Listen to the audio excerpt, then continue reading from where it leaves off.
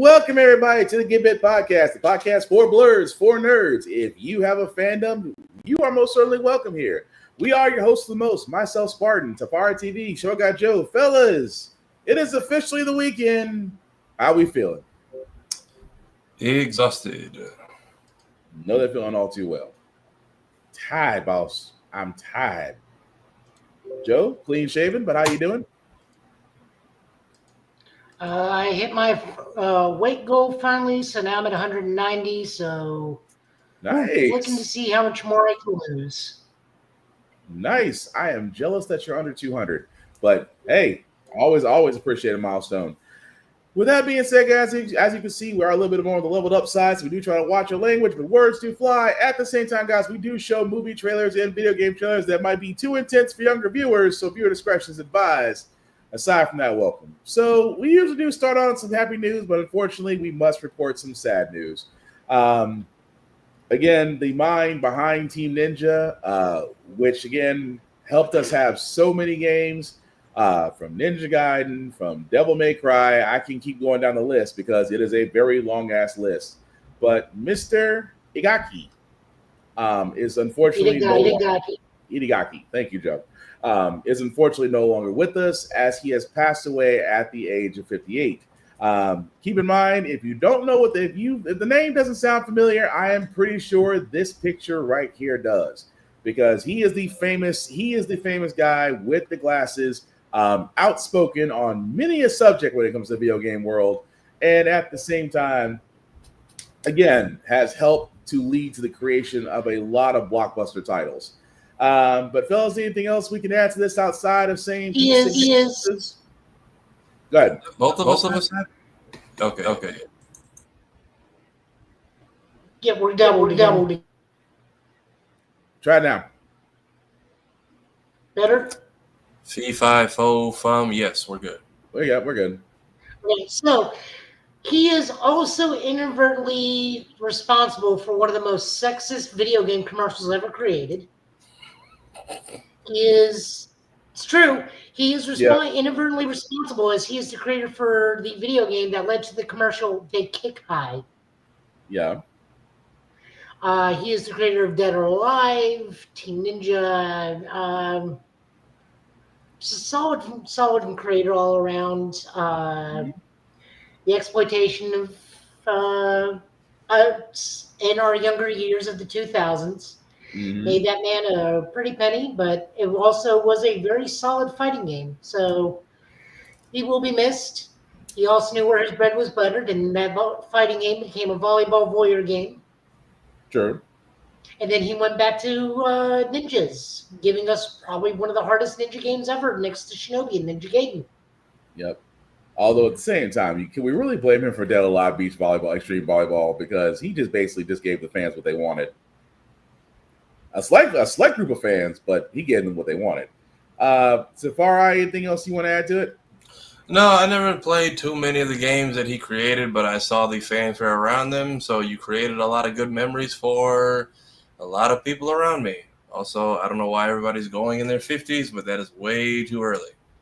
Right. I mean, there's a lot of people these days that are just seeming to be falling off the wayside, but we understand. One of the prime ministers of Japan just died at the age of 101. 100 what? 1. Jesus. See, you get to be celebrated. You have survived many a years and almost a loogie from Cotton Hill in the eye. You have lived many a life. Meanwhile, you got a gaming giant in D'Angelo this week. I don't know what kind of game the Grim Reaper is playing. I don't think he was one of the Fitty Men.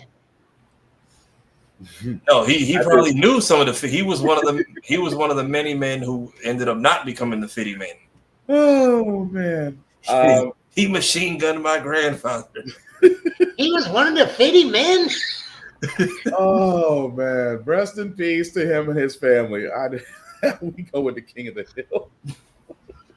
God.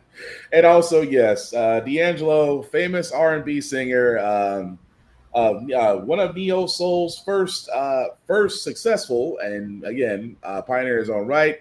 Definitely a piece of condolences out to his family as well. Prostate cancer, right? Huh? Prostate cancer, right? Yes. He lost his battle with cancer. Yes. But again, like we said, hug your loved ones. Let them know they're here because apparently, like as Tafara said, the Grim Reaper apparently is playing D&D and not going after people he should be going after. Anyway, that being said, we're going to go ahead and get into trailers. Video game trailers we do have is also news that did come out from New York Comic Con that we weren't able to catch in our previous podcast. I wanted to start with this video game called Blackwood. It's interesting because it reminds me of Hitman and John Wick if they had a divorce. You'll see what I mean when I play the trailer.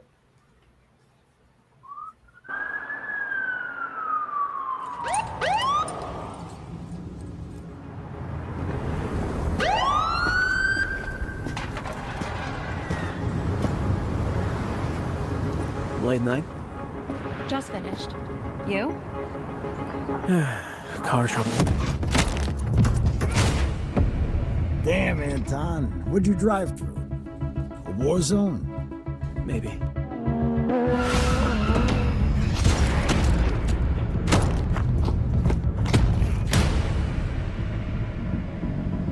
You're always showing up when I'm closing. Oh my god. What happened to your face?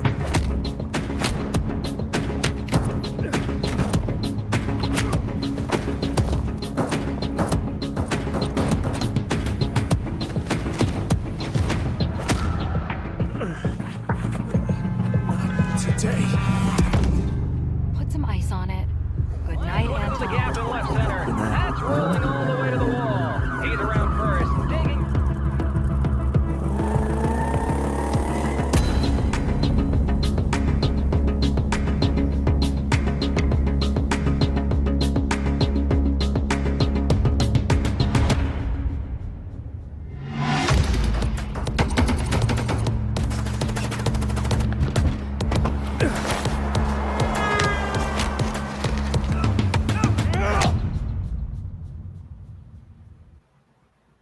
And that was the trailer for Blackwood. As you see, guys, will come out in summer of 2026. So about this same time, come July next year. Like I said, it's a story about a person who's literally a hitman by night.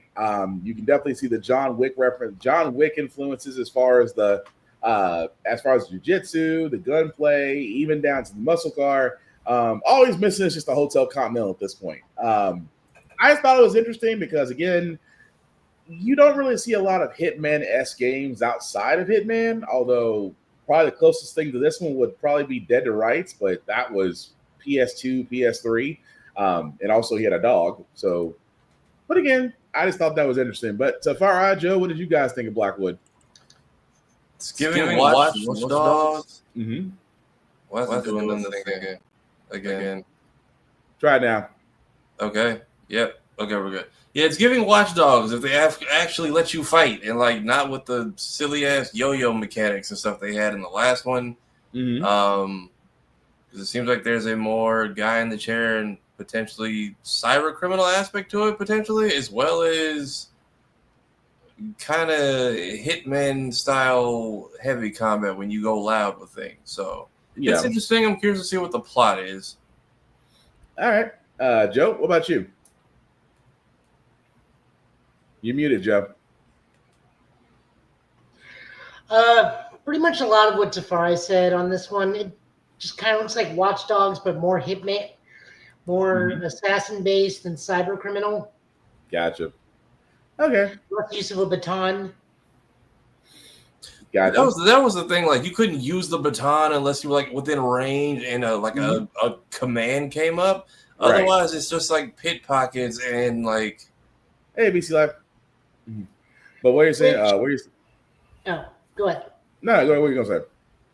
Oh, I said coincidentally, I was watching the Colbert Show, and now I can't think of his name. Was it a guest they had on? Silverhand, Keanu Reeves. There we go. I got there, and Colbert was making fun of him because after all the Matrixes and all the John Wicks, he does this new Angel movie and shatters his patella. Oh, right, because he was trying to do something out of a rope thing and landed on his knee and shattered his kneecap. And it's like that does kind of make sense. It was like you did how many John Wicks and how many Matrices, Mm-hmm. and the moment you're a benign angel is when you get injured. Right. That is a fair point because you sat there and went through a lot of stuff, and yet somehow came out of it unscathed. You play one angel and you get hurt. I guess it's a trade-off. I guess, but either way, summer 2026 for Blackwood should be interesting. What is also interesting, guys, is we got to talk about the Wonder Man trailer. Again, this came out after our podcast on last Friday night. We talked about that we saw a teaser for Marvel Television's Wonder Man. They actually gave us a full trailer, and if you haven't seen it, here it is, because I got questions. The entertainment world is stunned today when internationally celebrated and reclusive filmmaker Von Kovac sprung out of retirement to sign on for a remake of Wonder Man. Mr. Von Kovac, could you tell us more? Everyone is tired of superheroes. There is an opportunity to reimagine a whole genre of storytelling. Have you thought about casting? So, what's this big audition you were talking about? It's a huge opportunity. I'm auditioning for Wonder Man. Did you hear about Wonder Man? I need to be in this movie. Sorry, you crazy. I was born to play this character. Are you serious? Boo, they are already talking to Leo.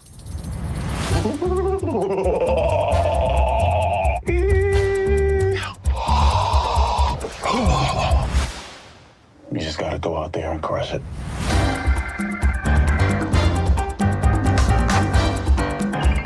What's wrong? I'm trying to come up with a backstory for the character. Well, trust the words. Just show up and say them. That's not my process. Well, your process can go blow a spider. Guy's killing it in there, bro. Where have I seen him before? Pretty sure he used to be a terrorist. Next! You can slate whenever you're ready. Simon Williams, reading for Wonder Man. Listen to me, Simon. The callback is happening now. Just be normal. Normal man. The breakdown is go method. Come in. Mr. Kovac will meet you in the living room. So you are here to meet Von Kovac? Mm-hmm. Hello, everyone. I want to explore the place between fiction and non-fiction. That's tight. We are going to make the last movie on Earth. No one will have the balls to make another. And action! Any news from Von Kovac? There is news you'll be the first to know. Unless you call me again, in which case I will never tell you.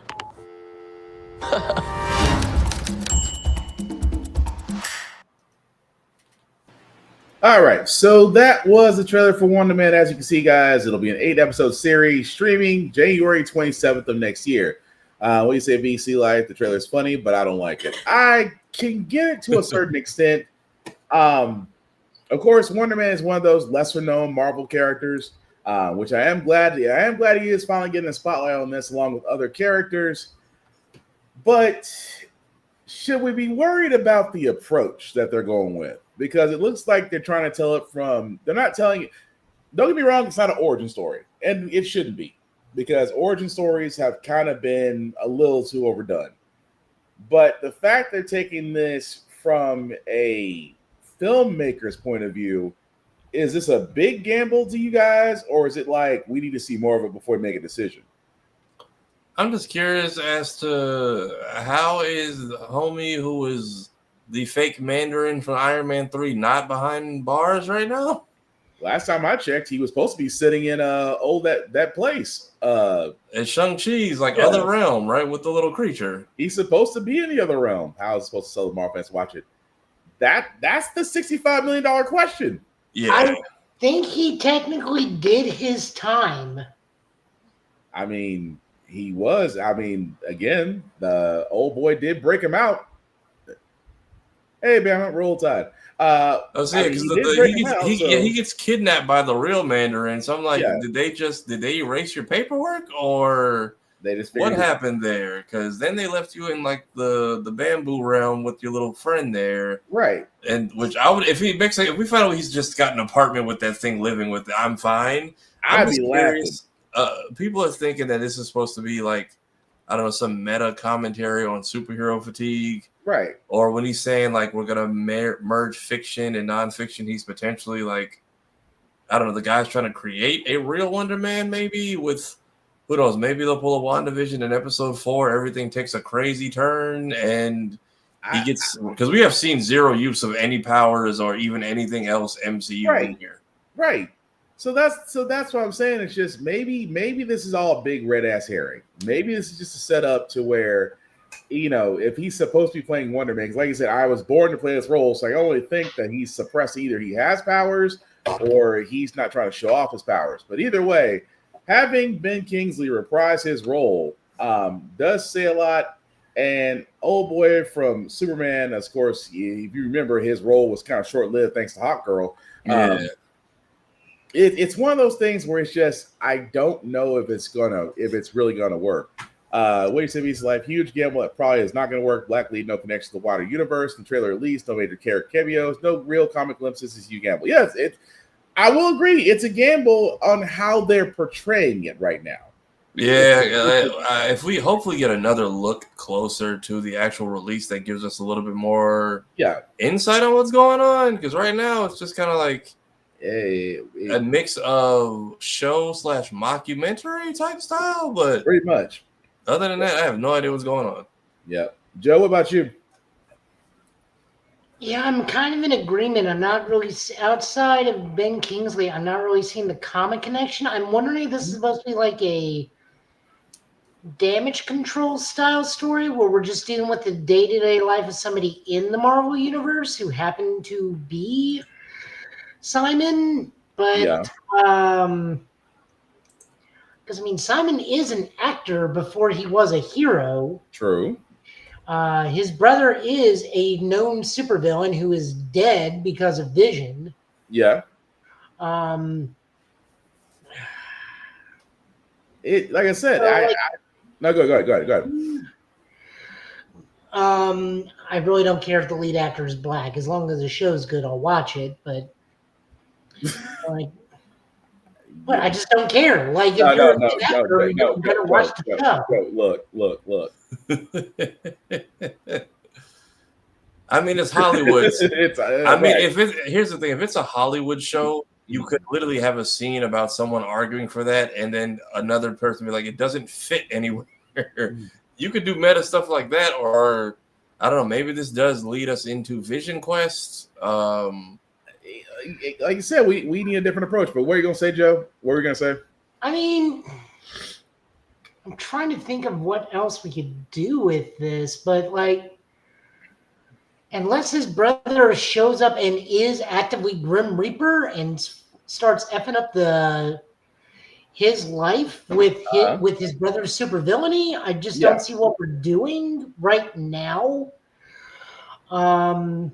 I do know that the poster artwork caught some controversy because people were saying it's AI generated, and they're like, "No, we hired an artist. Here's the artist." Yeah.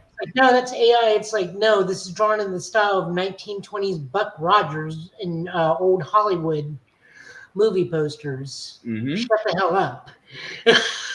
But that's the thing. Like I said, we all, it seems we're all in agreement that it's not showing enough for us to be concerned. But at the same time, it's still a gamble. So I really got to ask. I need your two's perspective of this. Okay. Is the new thing to stop calling things woke and now everything is just AI, but people just can't tell? I mean, I won't say it's the same thing. I will say it's coming from the same demographic. Yeah. Because my God, some of the crap y'all fall for on Facebook is absolutely insane. What's funny is how I literally had someone today do that. What is it? 7 and 8s or 6 and 7s? 6, 7. Oh dear God. I said this, I had to be as honest with them as possible. I am 42. I don't understand what you're saying. Are you trying to say that this is okay? To say 6 or 7 out of 10? I will say this with my 12-year-old son behind me. You will never get an answer to that. No, someone actually tried to explain it to me. It's like, yeah, I still don't get it, but I do appreciate I was very straight up with them. It's like, I don't understand what it means. Mm-hmm. If it does mean this, cool. I appreciate the time you took to explain it to me. I just don't understand. Yeah, to which I now, once again, the Simpsons have predicted we've all become 19 middle-aged Abe Simpson of I was with it once.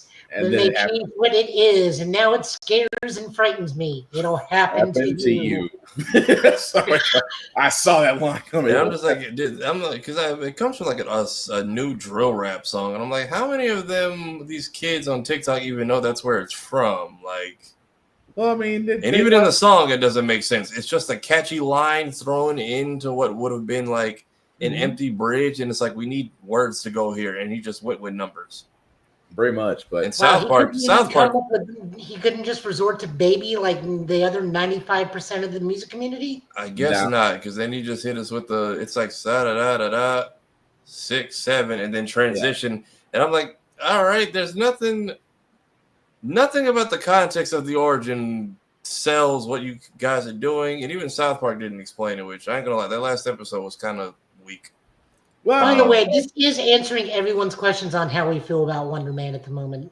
Just to go back to the topic at hand. I mean, like we said, we can only chalk it up to we need another trailer before the series starts next year.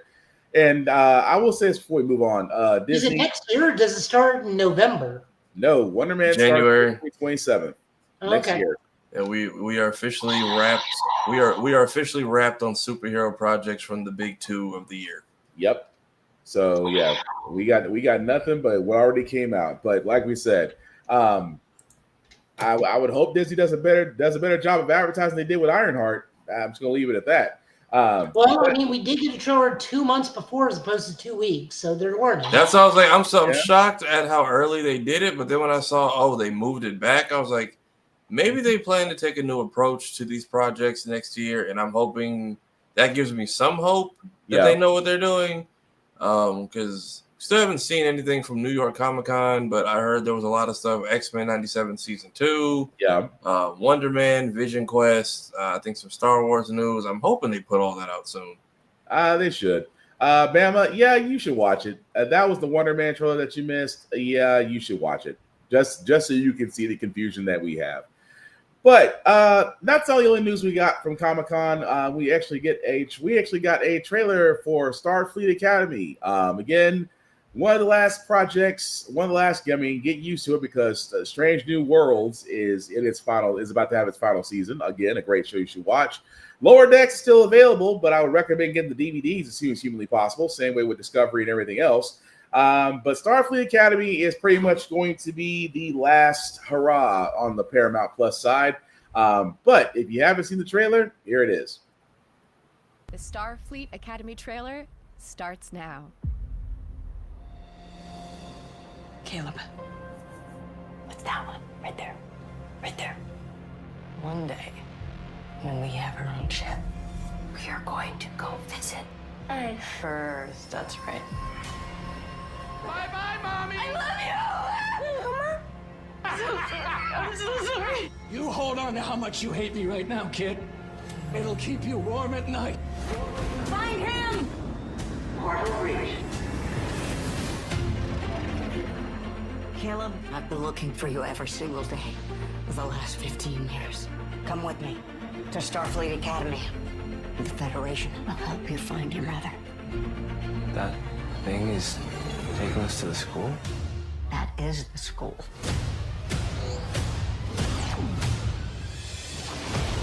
Being a cadet in Starfleet Academy means being open to the people around you. I understand. Sometimes I feel invisible, but mostly awkward.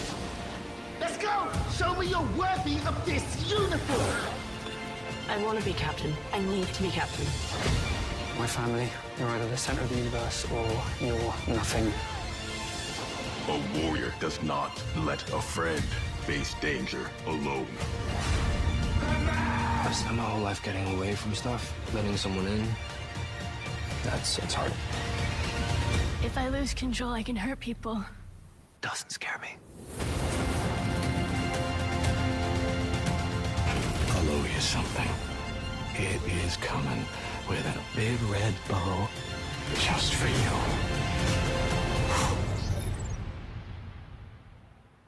Is anybody listening? Man, why does everything have to be a full-on lesson in this place? Because it's a school, Caleb.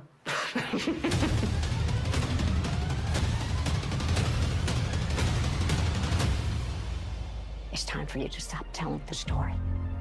Be a part of it.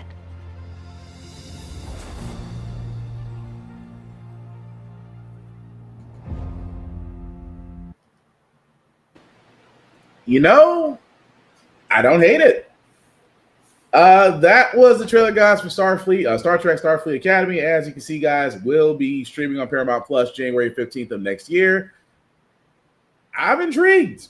I'm honestly intrigued by this. I love Star Trek. I can't say that they've never really had a bad series. This is going to be the first time that they're actually doing it from the view of Starfleet Academy, just because it's been talked about in Next Generation. There was a few episodes there. There's a few episodes in DS9.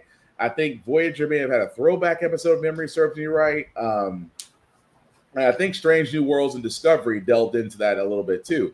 But for it to have its own series, I'm curious to see what they do with it. I've got nothing about that. But Tafari, Joe, what do you guys think?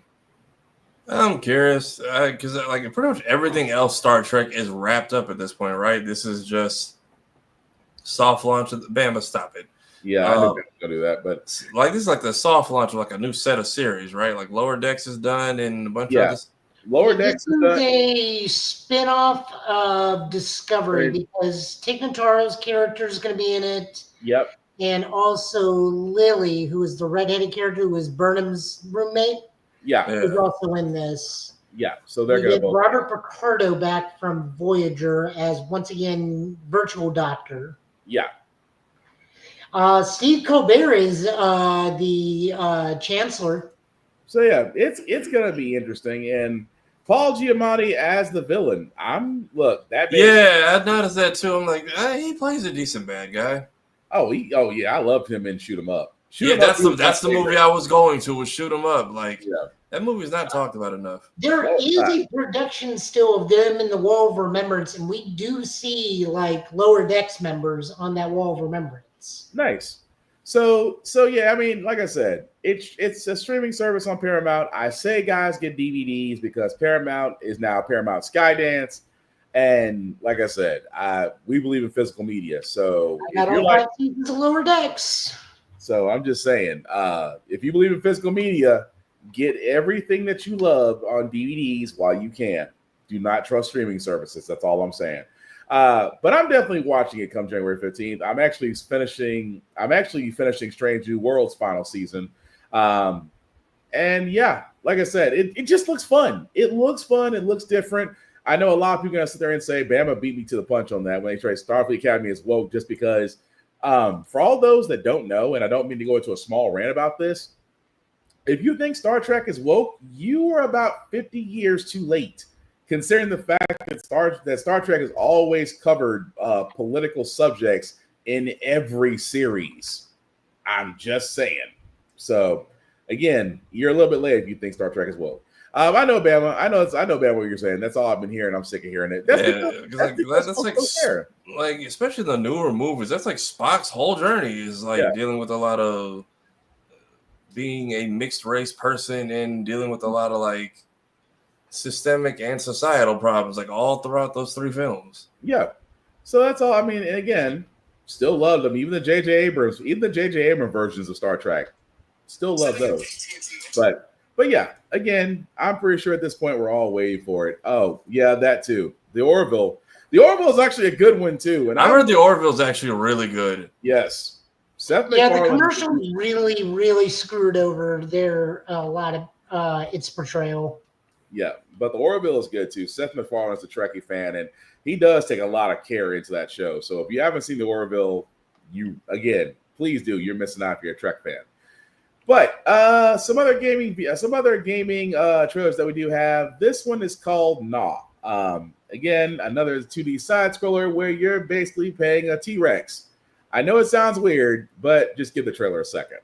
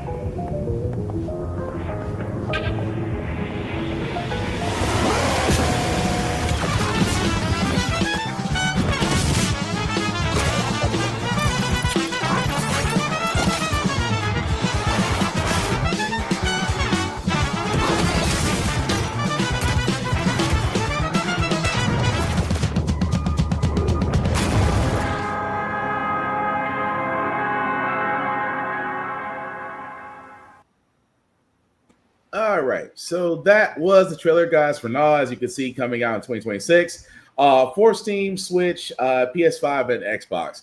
I liked it just because it's a little bit different. Of course, your 2D side scroll, so you got your Cuphead, a little bit of Super R-Type, but it does draw you in as far as the gameplay goes. Like, if you like, I'll even say if you like Hollow Knight, whether it's Void Heart or Silk Song, it's in that same vein. So again, I'm definitely hooked. I've already got a wish list on Steam. But Safari Joe, what do you guys think of Nah? I'm trying to figure what the hell is going on. So long story short, Meteor, everybody's affected but you, and you're trying to figure out what happened. Okay, because I'm like, this feels like a prehistoric version or the cousin of that new Goat movie coming out, which is already being dubbed the Ghettos of Zootopia. Dang. So now this is like its predecessor, but maybe this is what wiped it out and cleared the land. I don't know. I'm curious to see what this is like. I might take a stab at it if they drop a demo. Oh, I'm hoping they drop a demo. They should. But Joe, what about you? It looks like a solid action platformer. I'm confused why dinosaurs are fighting rats, but I'll roll with it. Well, if anything else is going to survive, anything is going to survive a meteor fallout, it's going to be them or cockroaches. Either way, but we'll find out as more information comes out, because that is actually slated for summer of next year. Also, another video game trailer we do have for Tekken 8, because we have the Miari Zoe trailer, and she looks vaguely. People already are complaining about her naturally. Oh yeah, because of the okay. Let me go and play the trailer, because I figured they were going to complain about that. She's from Tekken, and let me remind everybody before we play this.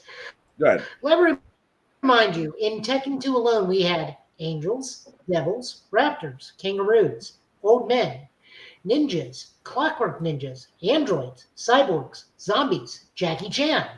And this is in Tekken 2. And you'll be surprised. And then moving forward, without guest characters, we had Zombie Grandpa, Demon Grandpa, Ghost Mom with Tiger, Small Dinosaur.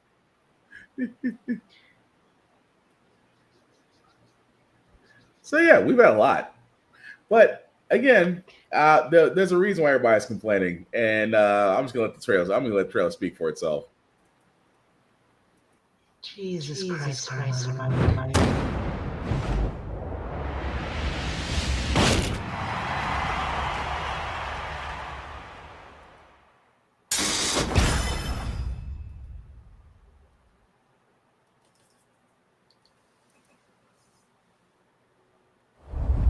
Miaris, born with crimson eyes, as foretold by her renowned fortune-teller grandmother, developed a deep fascination with wildlife, mimicking their movements, including during their clashes with foes for survival. She naturally became interested in martial arts and quickly advanced at an astonishing pace. Before long, news of her spread, and skilled martial artists from all over sought to test their skills against her. Get ready for the next battle! Section 8! New Challenger! A kam mam lecieć, Sanso? Yaris!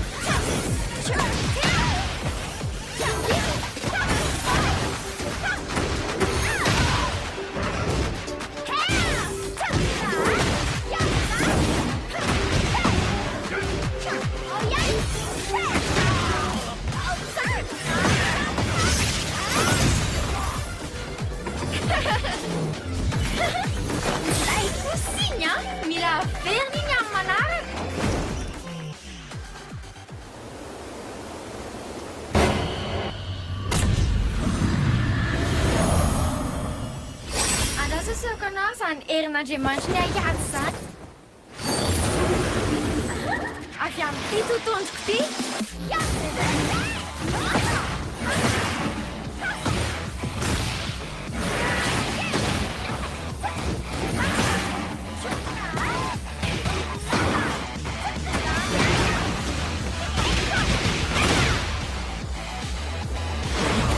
Seal.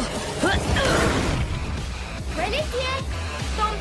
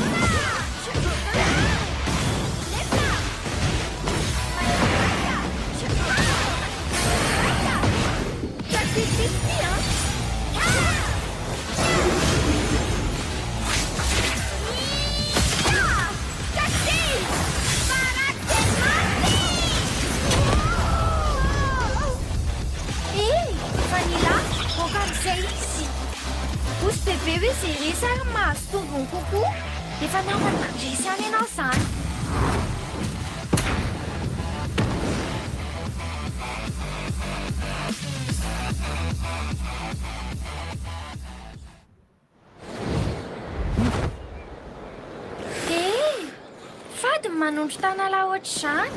Otrany, please.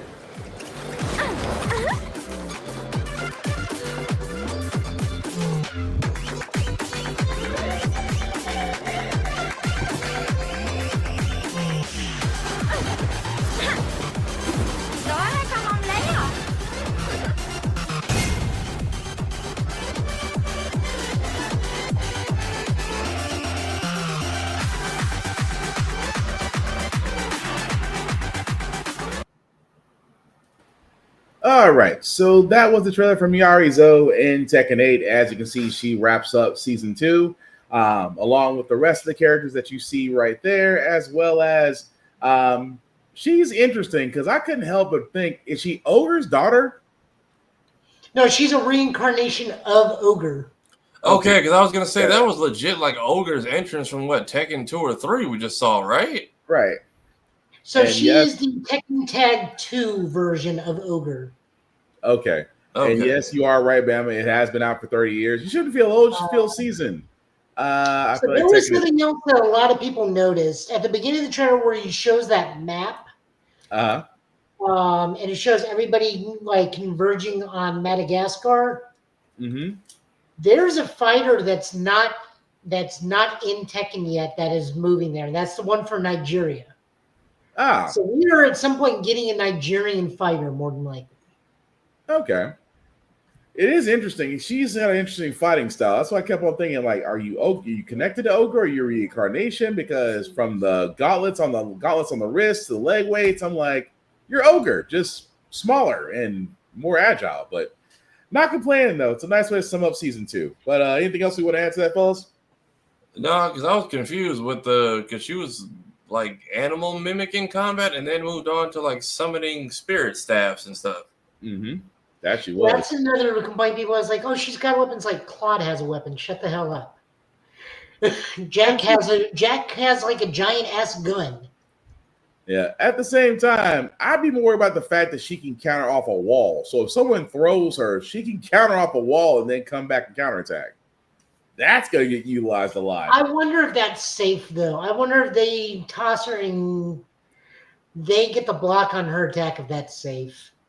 That's a good question, because that's the one thing I was kind of looking at, like, oh, so if you throw her against the wall, try to get the rebound, she can counter and hit back. That could be a nice little counter. But I'm wondering if on the rebound attack, if that's blocked, is she safe or not?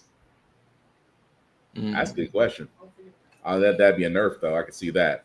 But either way, what do you say, Bama? They waifu'd or We've already waifu'd one of the two things. Demon Chicken is in the other girl. Demon Chicken from Tekken 5? Is it 5 that has the Demon Chicken? Yes.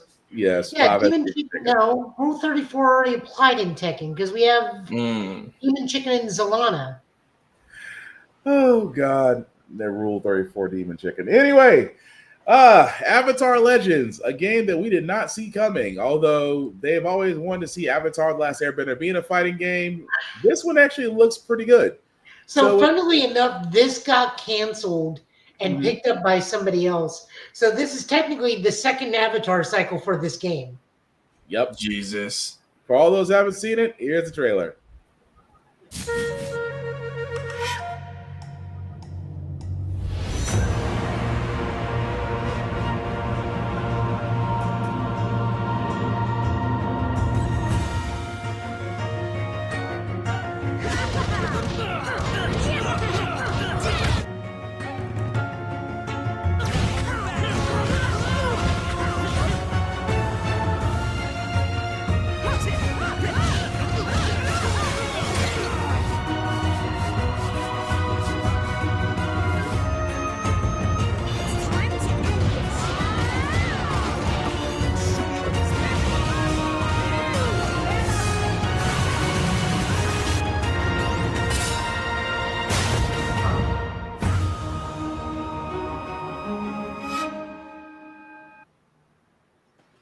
Now, I know that was a short teaser trailer for Avatar Legends, the fighting game, but impressions, fellas, it looks great. I do like the fact that they really did take a lot of attention to detail as far as the background, side scrolling. I'm kind of curious to see more of it. But what do you guys think? It's nice up front, but I need to see a little bit more. Like, so far, this kind of feels just like a tech demo because it's everybody being in one stage. Like, are the people in the background like assist fighters or what's happening? Also, how many people are you putting on this roster? Because, like, at the most part, is it just going to be all the friendlies fighting, or are you going to throw a few of the enemies in there as well? I would have to think it would be a few of the enemies too. I would have to think so. But this is pre-alpha footage, which means that this is not showing the end result of when they're all said and done. But again, is it a nice attempt at trying to make a fighting game? Because I think they tried to do Airbender beforehand, didn't work out that well, right? If I'm remembering correctly, there was an attempt on Airbender game, and it just didn't work out that well. No, you're thinking of the Platinum Core game, which actually wasn't too bad. Okay. So they made a couple like story-based ones off the TV show that weren't too bad. I played the DS version. It was actually really good, but it was more – those are more Mugen hack and slash on the console, and then on the DS they were turn-based, but those are okay. As far as like an actual side-scroll or fighter, I haven't seen one yet. Okay, so I'm okay. So like Joe said, I might be thinking Legend of Korra game. Okay, well, still nice to see I still want to see where they go to. It's gonna be summer of next year as well, so we'll definitely keep that in mind. Also, I know they did make one. I think like last year that bombed horribly because I think none of the original cast came back for it. Yeah. Because I was trying to think of it, like I don't think there was another one outside of the Legend of Korra game, but I could be wrong. Especially if it was on a platform I didn't have. But I think it was on PS4 as well as like regular Xbox. Let's see, Avatar. Yeah, Avatar Quest for Balance. Apparently that just got like quietly dropped and Nickelodeon tried and everyone hated it. Okay, so that's probably what I was trying to consider. But another thing from Netflix we should also consider. I did not realize this is already in season 4. Jurassic World Chaos Theory. Joe, before I play it, should I play the trailer? Or do you want to give a little background on this one since this is kind of has this been established? I've only heard of this because you brought it up. But anything you want to add to before we play the trailer? This has no business being as good as it has been consistently for the last 3 seasons. We do a 6 or 7 year time skip between season 1 and season 2. This does start off when the park starts going to shit in a Jurassic World. And we deal with the kids getting stranded on the island. Then we jump forward to when the dinosaurs are roaming around all of the world. And then again, this has no business being as good as it is. It gets dark in a lot of places. We do see somebody literally handicapped because of a dinosaur. Ooh. They do have to deal with the one of the hybrid dinosaurs too. Okay. In the first season, it's just really solid, really good writing. Okay. Well, with that being said, here is the season 4 trailer for Jurassic World Chaos Theory.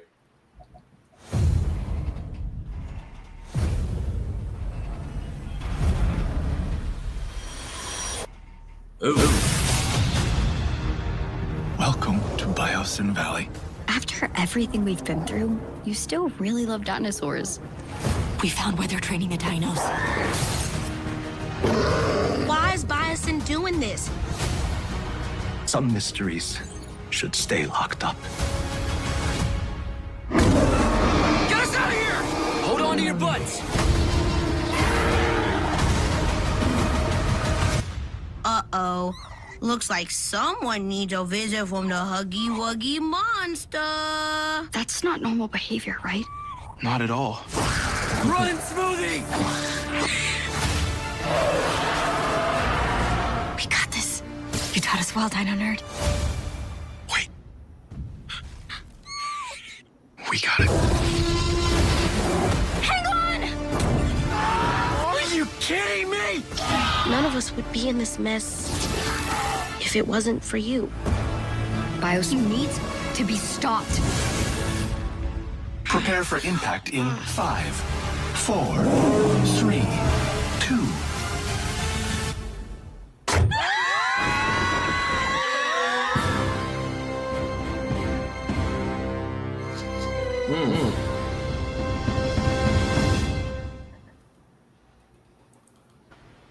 Well, that is interesting. So that was Jurassic World Chaos Theory Season 4, which seems to be the final season.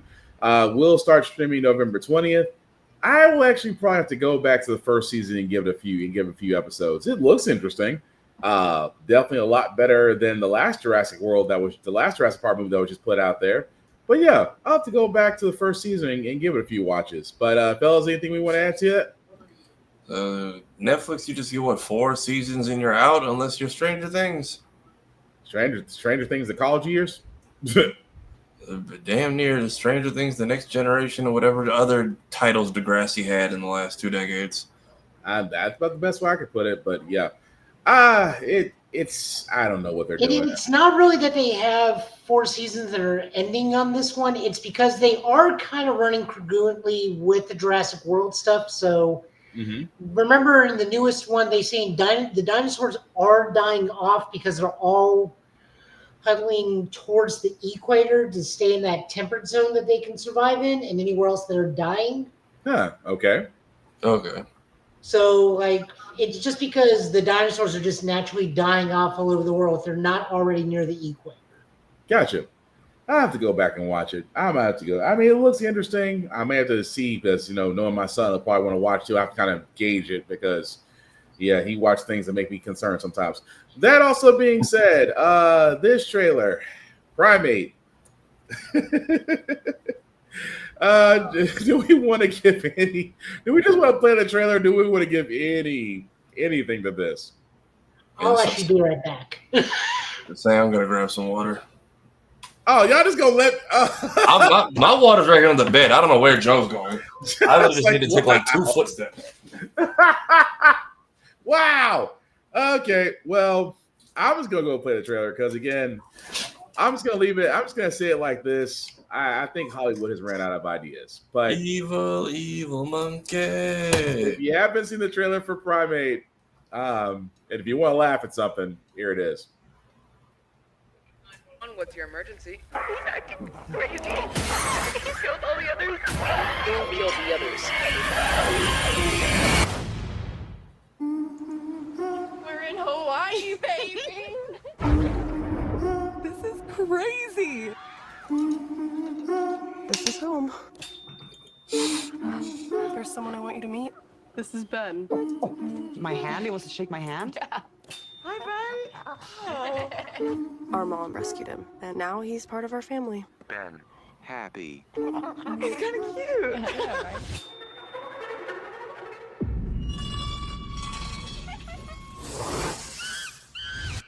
Ben?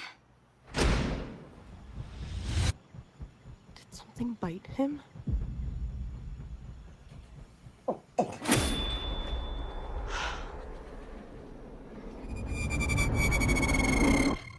Ben? There's something wrong with Ben.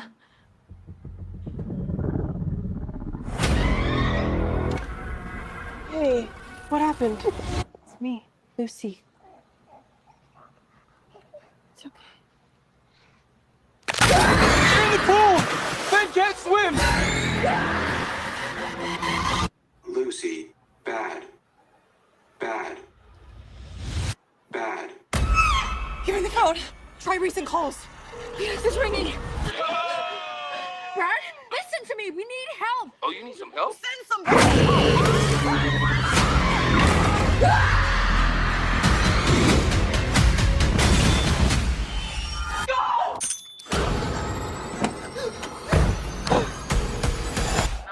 What's your emergency? Here, just send the police.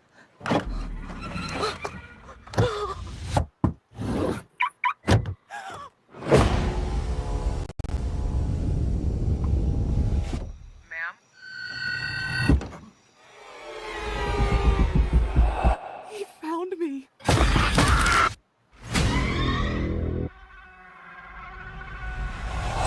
What's up? Sure this is the right place? Who the hell has a pet chimp?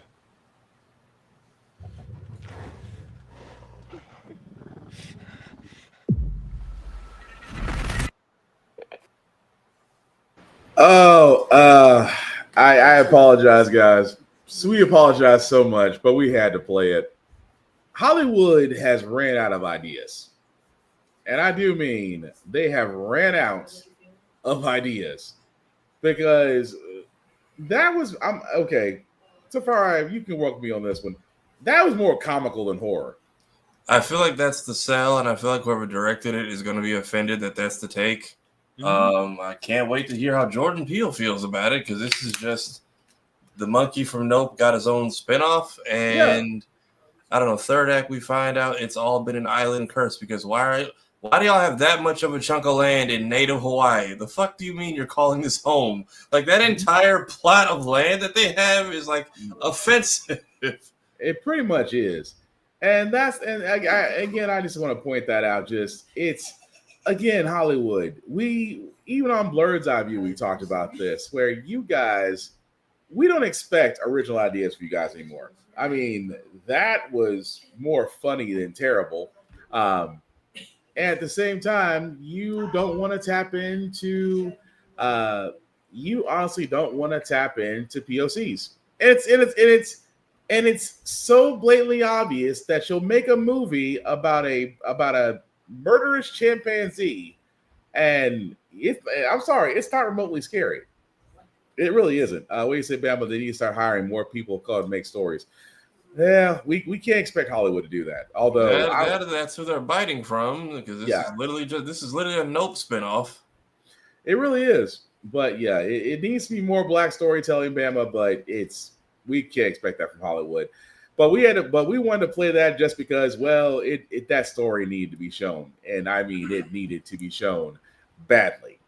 But the last video game trailer we do got, guys, is Dissidia Dueling Final Fantasy. This was also a New York Comic-Con release that also came out. I haven't seen this trailer yet, but if it's kind of like Dissidia Final Fantasy, it's kind of like a fighter versus type, if I've got my memory correct on this. But either way, we're going to find out. Here's the trailer.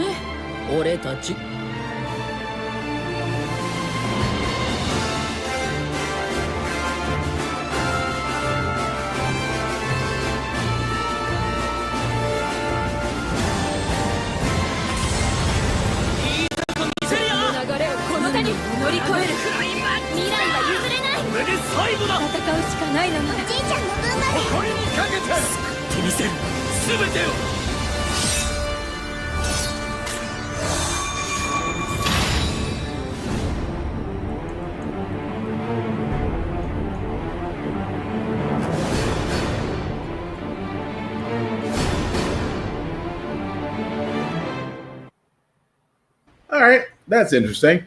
So that was Dissidia Dueling Final Fantasy. It looks like there's a sign up now until October 28th for an Android beta close test. So if you do have an Android, definitely check that out.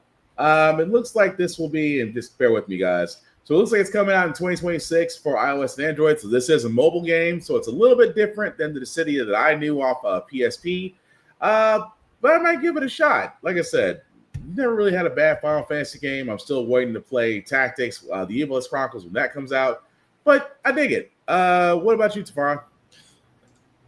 I'm mixed. Like this feels a lot like everything that was in the canceled Kingdom Hearts game reskinned into Dissidia, which is what people are saying because they're already finding reused assets in here. So yeah.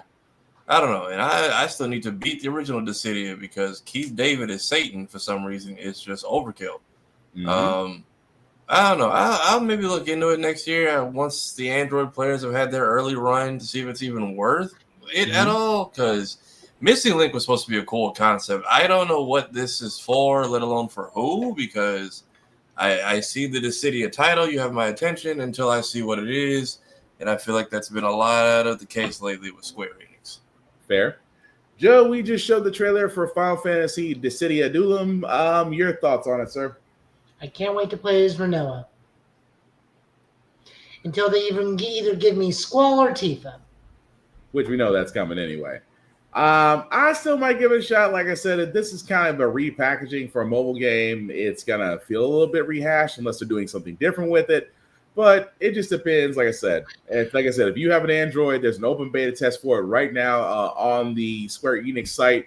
So definitely sign up if you want to give it a shot. Outside of the rest of us, we have to wait till next year. But like I said, doesn't look that bad. But again, if it's a repackaging, that does kind of take the sting out of it. But news-wise, we do have a few things to talk about. First and foremost, I do want to talk about PlayStation Plus and their game catalog that will be coming out for October. You will get Yakuza Like a Dragon, Silent Hill 2, Until Dawn, V Rising, As Dusk Falls, and Wizard with a Gun. So those will actually be coming October 21st. I can say this, Yakuza Like a Dragon, definitely fun. I think, Joe, you played Like a Dragon too, right? I played both of them. I have not finished the second one. Okay. So you can definitely give an opinion, because I know you were playing Infinite Wealth too, right? Or Like a Pirate. Was that the newest one that we reviewed? Yeah, like no, Infinite Wealth. Infinite Wealth was the newest one. Okay, was that the one with the pirates in the? Or was that okay? Yeah, that was it. I can tell you Pirate is a separate, is a spinoff. Oh, but it's a spinoff of Infinite Wealth, though, right? If I'm remembering right. Okay, that's what I was thinking about that one. I can say this: Silent Hill 2, worth playing. Definitely check out Lainey at Geek by Heart. She did the playthrough of Silent Hill 2. I think she did hers for the. I want to say she did it for the PS5. I have to remember that correctly. But definitely check her out at Geek by Heart. She actually did the playthrough on that. She's currently going through Silent Hill F right now. If you don't know what Silent Hill F right is right now, trust me, it is fun, but it will test you. I have not played As Dusk Falls. I assume it's good. I've heard a lot of great things about it. Until Dawn is one of those games where you try to see if you can get to save everybody. Good luck. It is one of those interactive choices to see if you can actually save a group of people from a maniacal killer. But again, it's just fun to play because there's millions of possibilities. As for the rest of the game, guys, for Poppy's Playtime or Poppy's Playtime or V Rising or Wizard with the Gun, has anybody played those and want to speak on them, or those are kind of like the ones we kind of skipped over? I haven't heard. Poppy Playtime I've heard of, but other than that, I have not really touched or heard of the others. Gotcha.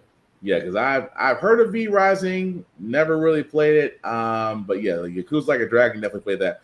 Also, for game classics, Tekken 3 is added to the classics catalog. So if you've never played Tekken 3, it's probably one of the interesting ones in the series. I would highly recommend that you do.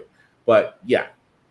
Aside from that, that's what you guys can expect from PlayStation Plus. Actually, 4 days from now, those games will become available, unless they pull a Microsoft and say, we're going to charge you more for less. Anyway, moving right along, DCKO. Now, this was a line in the Absolute Universe that Joe has brought up. If you have not read the first DCKO, I highly recommend that you do. It is definitely interesting as far as what they're doing. I'm not going to spoil exactly what happens, although this picture right there kind of says it all, that Superman is basically Michinoku driving Darkseid into a ring, what it looks like. The reason why we're bringing this up, guys, is because DCKO will have guest stars on this particular run for DC. We do know that so far it'll be Sub-Zero from Mortal Kombat, Annabelle from The Conjuring, Homelander from The Boys, Vampirella, Red Sonja, and Samantha from Beneath the Trees Where Nobody Sees. Those 6 have already been confirmed for DCKO, and more are about to come. Now, the Homelander one, I get, makes sense. Sub-Zero from Mortal Kombat, again, makes sense. Annabelle from The Conjuring. Unless she's powered up, I just don't see it. Vampirella, I can see that. Red Sonja, you can see that. Samantha from Beneath the Trees Where Nobody Sees. I'm not very familiar with that one. It's a comic that the author's friend. It's an indie comic that the author is friends with the current writers. Gotcha. Okay. But also serial killer killing children. Where I think the other reason they're doing that is Beneath the Trees No One Sees is getting a team up with Swamp Thing. Okay. Shortly. Everybody just wants to see the Homelander versus Superman fight. I don't know what they're expecting because, once again, this is like when everybody wants Omni-Man to go up against Superman. It's like, Omni-Man doesn't have half the powers of Superman. He's going to get his ass kicked. Yeah. Viltrumites are just durable. They're not invincible. Right. Literally. And then, like, Omni-Man, or what's his name? Flag Dude. Homelander? Thank you. Homelander also doesn't have half the powers of Superman. So, but they gotta try to make it interesting. I mean, at most, he's just a blonde version of Ultraman. Yeah, pretty much. Yep. But as Bama is laughing maniacally. Okay. But no, but it's gonna be interesting for DCKO, like we said. The first issue's out already. Highly recommend that you read it because so far the Absolute Universe has been great. Whether it's been Green Lantern, Batman, Wonder Woman, I don't think I think that's it so far. And also Absolute Superman. But again, if you haven't read any of those, highly recommend that you do. All of them have been great so far. Now, the other news that we do have, like we said, not a lot unless you're Nintendo. And if you're Nintendo, you're probably ticked off because they got hacked. Apparently the hackers have actually made off with more than more than a terabyte of data. Even more so in that terabyte of data, they have already sat there and said that, yeah, you're getting more Pokemon. As apparently Pokemon Legends Z through A is not being very accepted that well. Is that right, Tafara? Yeah, no, people are eating it alive, and people are going to Digimon out of spite only to find out there's nothing spiteful. They just cared more.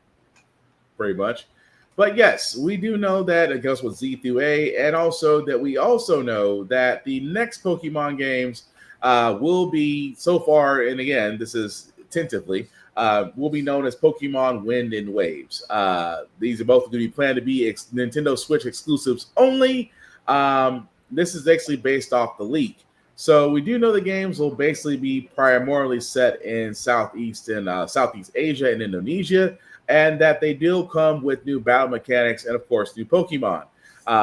The things about this is that survival in the jungle will be one of the main themes. Every Pokemon can be ridden or touched, and you'll be able to explore underwater. So that's new. But if you also believe the shots they have here, again, take them with a grain of salt. This may not reflect the actual Wind and Waves games that are coming out. But, fellas, do we really want to laugh at Nintendo right now? Because again, this is the same company that always went after ROMs, that apparently just didn't want to listen to the customers, brought back Virtual Boy when nobody asked for it, and now because they got hacked, we now know there are new Pokemon games on the horizon. So, how do we feel about it? I mean, you could be excited for a new game like that if it wasn't for the fact that,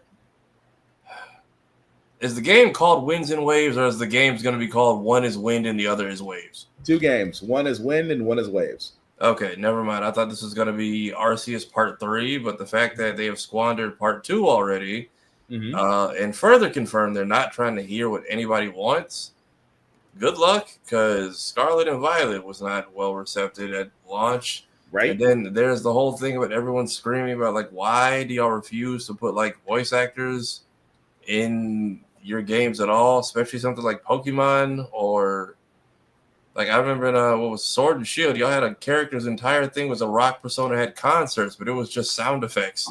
Pretty much. So people are very much over Nintendo cutting corners, and Digimon Storytime Stranger is very much driving home that point by just being great. Yep. Yes. Yep. Oh, no, go ahead, Joe. I think the other issue that really hurt them, it not even Nintendo, it hurt Pokemon Company. We found out that their budget for their games was only around $15 million. Yeah. For some things, Spider-Man had a budget of $300 million. Now, keep in mind that also had to go into both advertising and licensing this fee because it is Spider-Man. Yeah.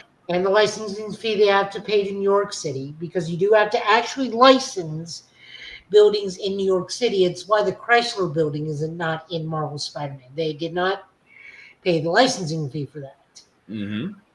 But still, $15 million it was one of the reasons that got hurt.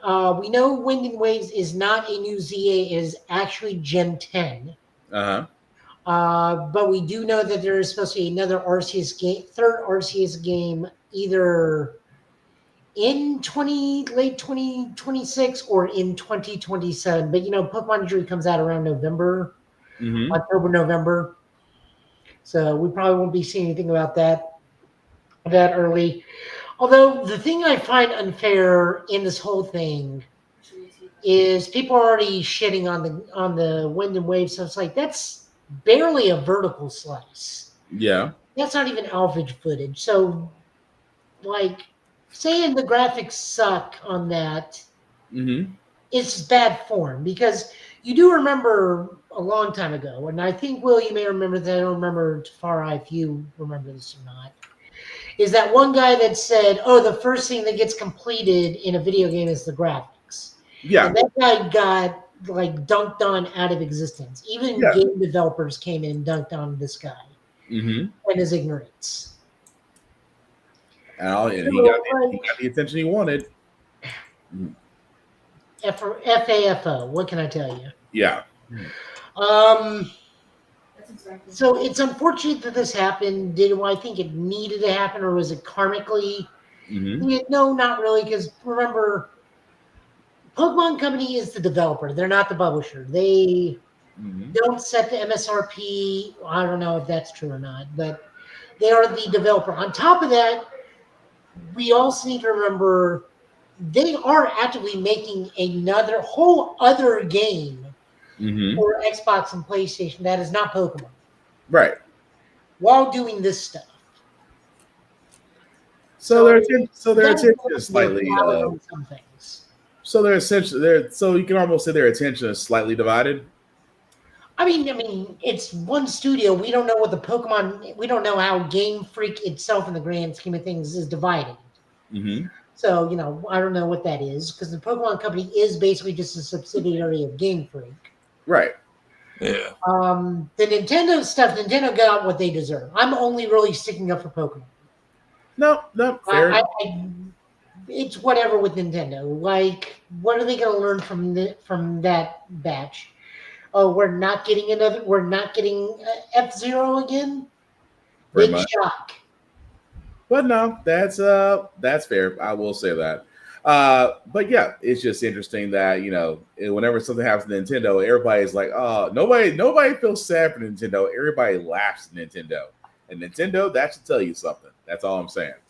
But like I said, not a lot in the news area, so we're just going to go on to our TV reviews because we have a lot of anime reviews to talk about because some things have new shows have came out, as well as shows that we have been watching have now moved forward into the next seasons.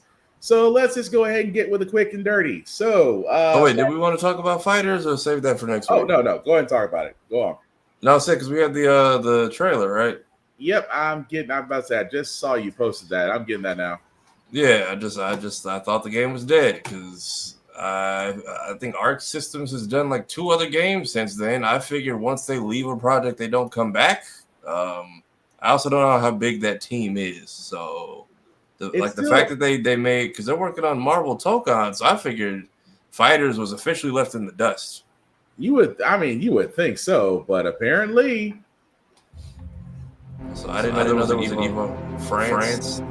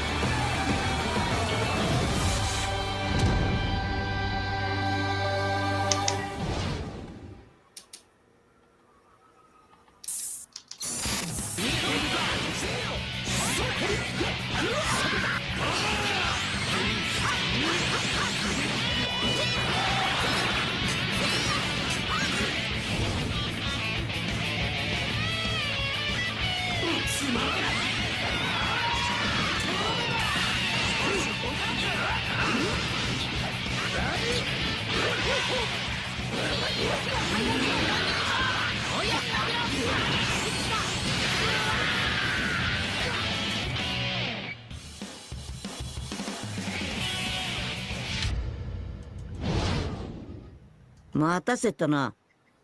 さあ、始めようか。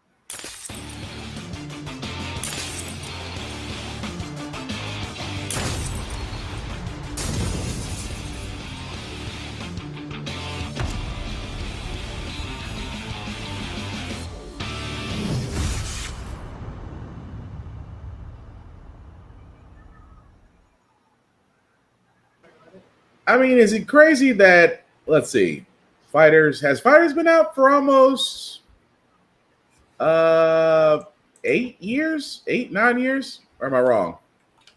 Let's see. The game came out 2018, so it's been out for a So it's minute. 2018, so 7 years. Yeah, So 7 years it's been out. At least to know the game's not dead, because I've been making hella jokes that this game they didn't even kill it off. They just like left it in the back room and never went back for it.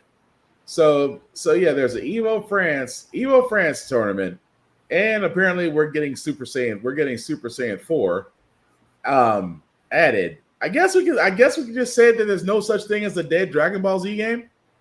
Not right now. I mean, we have adventure games, arena fighters, an online MMO. Has there been a Sparking Zero update since the beginning of this year?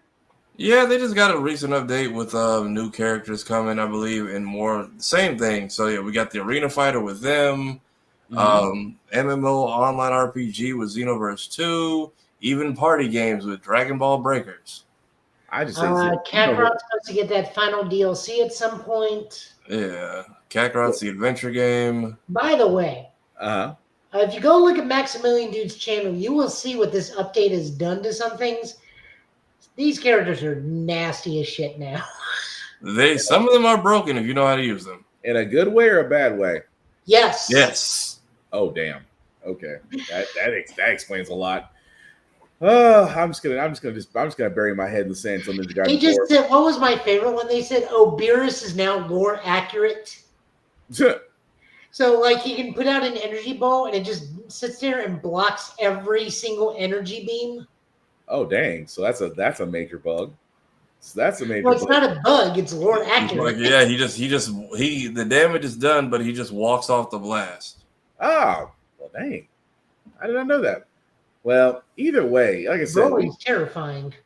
We just cannot say there's no such thing as a dead Dragon Ball game at this point, with everything getting updates out there. But hey, I guess if you're in France, you got a tournament that you can join and hopefully win. But outside of that, yeah, I don't know my feelings about Gen V right now, except to say, Tafari, you called it. Yep. I will say this above all else, sir. You called it. There's nothing more we can say about this. This is pretty much going to be spoiler territory because, again, this is episode 7 of Gen V season 2. There's only one more episode left, and that is going to happen next week. Just the long and short of it, we find out who Cypher really is, and it is Godolkin. Godolkin was the meat suit, and thanks to Old Girl's blood healing ability, she basically restored him back to his former self, which lets us know that somewhere between what happened in the first episode of the second season until now, I guess the explosion or whatever happened into that room, I'm assuming it was a fire or explosion, basically burned his body 6 ways from Sunday. And of course, thanks to Sister Sage, as she visited in the previous episode, which I was trying to figure out why was she there from Jump Street, basically gave Cypher the idea that if you present Marie with the ability of being the hero, that she will show up and do exactly what you want her to do, which is basically heal you so you can leave your meat puppet, who we thought was Cypher, was just a guy living in a car with his cat and was all too ready to have that man's head control out of his own head, as old boy Polarity was about to end him with the sword. So where we at as it stands now, again, like I said, not a lot happened this episode, although we didn't get to see Giancarlo Esposito's character. We didn't get to see we didn't get to see Stan read in this one, although we saw him in the previous episode. Not a lot from this, guys, except for the fact that Godolkin is now 100% back to being full strength. He's back in his own body, and well, you should never do hazing. as it was shown in the first part of this episode. Hazing is bad, just saying. But Tafari, I know outside of saying you called it, anything else you want to add to this? I'm curious to see how this plays in, because they're talking about a season 3, but I'm like, I would be shocked to see this last or go anything come of this world after The Boys is done next season. Right. But I'm curious to see. I don't think he's gonna die. I think something will happen, or they'll pull him into Vought official. Curious to see if his powers work on Homelander at all, or what happens with him and Marie, or what they even do with Cypher. I also wonder how long he's been hostage, because he's talking about driving an old Honda and they don't even make anymore, and being fired from Blockbuster.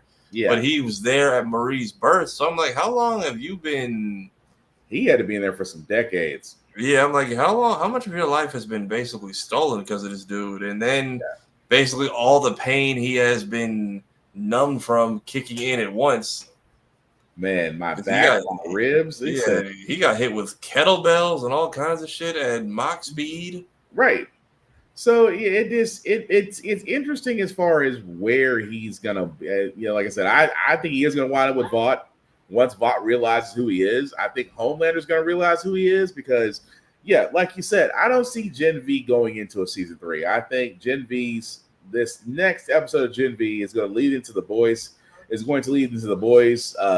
Last season. And I think Godolphin's gonna, like I said, I agree. Godolphin's not gonna get killed off. I think above all else, he's gonna be involved in The Boys as well. But again, that was the episode altogether, guys. That Marie has the ability to barely, through blood, she can actually heal a lot more people.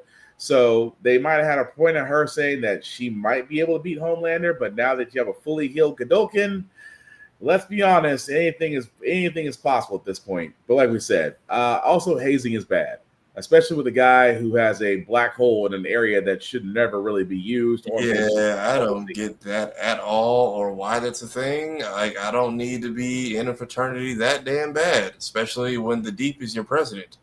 I'm just saying. I mean, I'm happy to be Phi Beta Sigma, but they had a lot of rules on hazing, and for reasons. Yeah, he said, Eric Kripke says, we have a plan for season 3 and we're psyched, but we need viewers to watch season 2. What happens with the future of the show is fully dependent on the numbers we get in the next few weeks. So don't wait a year or wait till the season's over. Please binge it now. But again, I wonder where they go, because The Boys is supposed to be the be all end all. I don't see Gen V really surviving past this last episode. Yeah. But like I said, it just makes sense for it to be 2 seasons and then go into The Boys. But I digress. We'll find out what happens next week, because that's pretty much going to be the season 2 finale for Gen V. But Kamen Rider Zets, old boys in a nightmare prison. And I'm starting to agree with Joe. The main bad is probably going to wind up being the other rider. But outside of that, it's something weird about that family. The family that keeps getting mentioned, it's just something off about them. But wait, Joe, you are literally smiling ear to ear, so you might as well go and say what you're thinking, sir. Oh no, I called the Nemu thing like from Jump Street. I called that so hard. Because I was trying to figure out, is there something about that family that's just connected to them, or I'm not connecting the dots right? No. So, like in the episode, they say that her manager essentially adopted her. And she became down a multifaceted talent that was a idol. Okay. And naturally, you don't understand Asian funeral culture. I forgot about that. So she's dead. She died in a car accident. That's why there's that shrine. Gotcha. He can't let go of that death. And so his wife is leaving him. Okay. And he's having like nightmares because his whole family is now getting ready to just vanish. But he doesn't really care that much about the wife. He just wants Nemu. Gotcha. Okay, that's what I was missing. Okay, so old girl is already dead. That makes sense. Because I watched it twice. Like, what am I missing out of this? Because there's something I'm not catching. and the daughter being okay. That makes sense. Yeah, But like as soon as I was like, right, so she's an idol that appears in everything. She's dead, isn't she? and that's why she's a little bit she seemed loopy, but really she's just a spirit. So that makes No, sense. it's not that she's loopy, and she's like him, like Boku Yeah. or Baku. She's 100% lucid in all of the dreams. She's like, oh, I'm just here to fill this role. Yeah. But again, like I said, I enjoyed it. I still, old boy is just at this point taunting our hero. So He's I'm like, wondering if that's her actual brother. I never considered that. Possible. It is possible. It might be your brother, but the whole thing of them being set up, and again, the I won't say prison, but he pretty much called it the prison because they're not trying to figure a way out of it. Yeah, they're inside the kaiju. The kaiju is the prison. Yeah. So, but it was still, I liked it though. I like where they're going with this. Again, my first. It's been a while since I've watched any Kamen Rider, but I'm liking Zed so far. I really am. But we also get one of his form changes. Now we got Machine. Yeah. The claw. The claw was pretty good. My mind immediately to Toy Story. My favorite quote. He's an independent thinker. But it was still a good one. But Tafari, Joe, anything else y'all want to add to Zets? Also, are we advertising the cardboard box or what's in the box? What is that whole thing about? What do you mean? Like the fact that we keep cutting to them in like this commercial with the, I guess it's. Oh no! So that I can also explain. So that is a TV show, not an actual TV show in Japan. Okay. That is a show that Nemu's dad is a producer of. Gotcha. That his production company is shooting this show. Ah. So that makes sense. Okay, I was just like, what are you? The whole reason why the sister brought him there is she works in television production. And he's like, hey, I really want to meet this dude. She's like, well, okay, just come with me to the set of this show. He'll be there because he's the president of production. So Nice. the whole cardboard thing, you're not really supposed to pay attention to. That's nothing. It's just the plot device that gets Baku to meet the dude in the real world because he is the producer for the show. Gotcha. Okay, well that makes sense. Okay, I was just like, why do we keep talking about these cardboard boxes? Like, I get the commercial in the set, but what are we selling exactly? Right. Like, it was that's the part that kind of threw me off. But no, that makes sense now. But yeah, anything else we want to add to Zets, guys? I want to see when we start doing all the other forms of his weapon, because I mean, we still got because they only showed what, the sword and gun so far, right? He had like a grapple thing in here too today, right? Yeah. We got axes. There was the axe. There was the scythe, sword. Yeah, when he did the Kingdom Hearts 2 Xemnas attack with all the chainsaws, and then he grappled Spider-Man's to the roof. Yeah. So yeah, there's a lot there. So our bad guy's doing his best Uryu Ushida impression with the outfit and the hair. Yeah.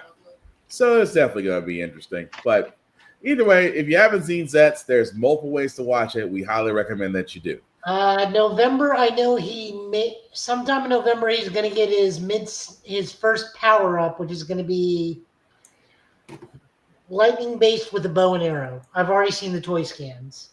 Nice.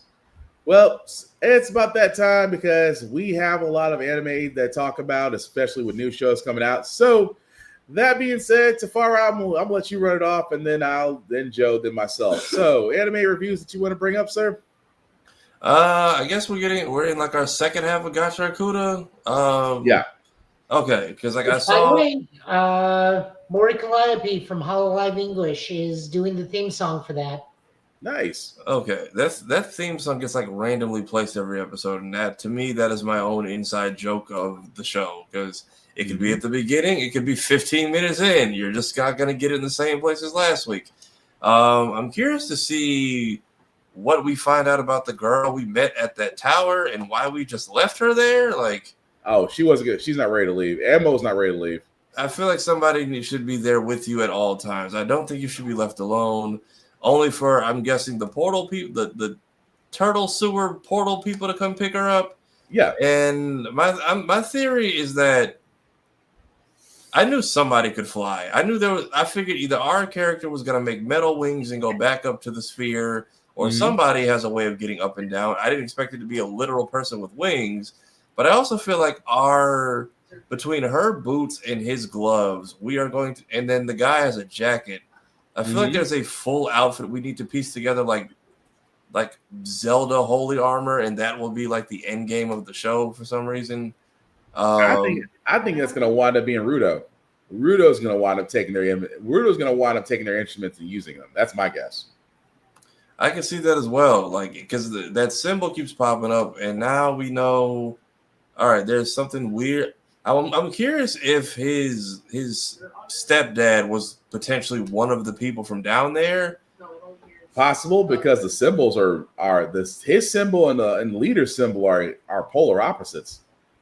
Because like his dad is the reason for the hands. His stepdad gave him the gloves. So I'm like, I wonder if the dude that killed him is his real dad, because there's a lot going on in the background, which I appreciate on top of what we get each episode, and that's really good. Yeah. I guess Kaiju number 8 is done after that last episode, just leaving on a cliffhanger of everybody's fighting and struggling. They should be that should be coming back next week, because they have a mid break, so it should be coming back. Okay, I thought we were done, and I'm like, all right, that's an okay place to end it. One Punch Man, not much happened. It's like kind of just catching up in a lot of HR meetings on both teams. That's basically it. Everybody keeps going. Everybody with bigger houses keeps hanging out inside Tama's apartment for some reason. Right. And Blizzard can't seem to grasp it. But it was cool. I like that it's back. I'm not here to complain about the animation like everybody else. I don't know how many episodes we're getting. My Hero was great. I think we can safely say the second movie is officially canon as far as like the transfer stuff and the power set. Bakugo finally coming back from the dead, and I think making his grand return tomorrow. I think One Piece is finally off break this week. And then, can I ask you for one more thing? Is definitely, I hope, hey, whoever's on that team, and I hope you guys get all the nominations, y'all. I'm hooked on that shit. Yeah, my ask for one fall thing is definitely interesting. Born an aristocrat, but rode barbarian. All hands, just all hands. Oh man, I'm so glad Joe suggested that anime, because that is pretty good. I'm sorry, Joe. I didn't mean to step on your time. Your anime review, sir. I mean, we got Tojima Wants to Be a Kamen Rider, where we get introduced to new Kamen Rider Tackle, or Electro Wave Human Tact. Got a little bit etchy towards the end with her transformation sequence. I saw that coming, though. It is what it is. I do like the plot twist at the end where an actual Shocker Grunt shows up. Yeah. I was like, oh, okay then. Right. So I think that either is tonight or tomorrow night, and I do want to see how that plays out. I'm interested to see where the other 3 writers come in, even though one of them is a girl who wants to be Beat Woman, who is not a good guy, but I guess she's doing it with her boyfriend, who is going to become Writer Man. Yeah. And then the guy who really likes V3 is going to show up at some point. But Tojima is getting his wish because Shocker has officially appeared. And I want to see how that's even possible, since it's supposed to be like our world. Yeah. Although that was pretty cool. I was going to say, you guys kind of covered all of mine. I mean, the other one I got is Digimon Beat Break. Yeah. Animation is killing it. Story's good right now. I really am hoping tomorrow night we get to see what Gekomon can digivolve into. That would be cool, because we would be. I'm honestly surprised we haven't gotten it in episode 2, because we did get the cat going into Wolvermon. Yeah. One of the Hyenamons will digivolve. We get an ultimate level already right off the bat. We do get to see Gugumon's rookie form, which he's just a big fluffy boy. Yeah. Although it was weird to see in that one. Well, we talked about this before the podcast started. The one Digimon that just looked very Wukonish, so it's just the one that doesn't have master. He is the ultimate. He is an ultimate level Digimon, so he's right up there with like Metal Greymon or Weregarurumon. Okay. Or what's another noblemon? Myrdismon. He's champion level. Gotcha.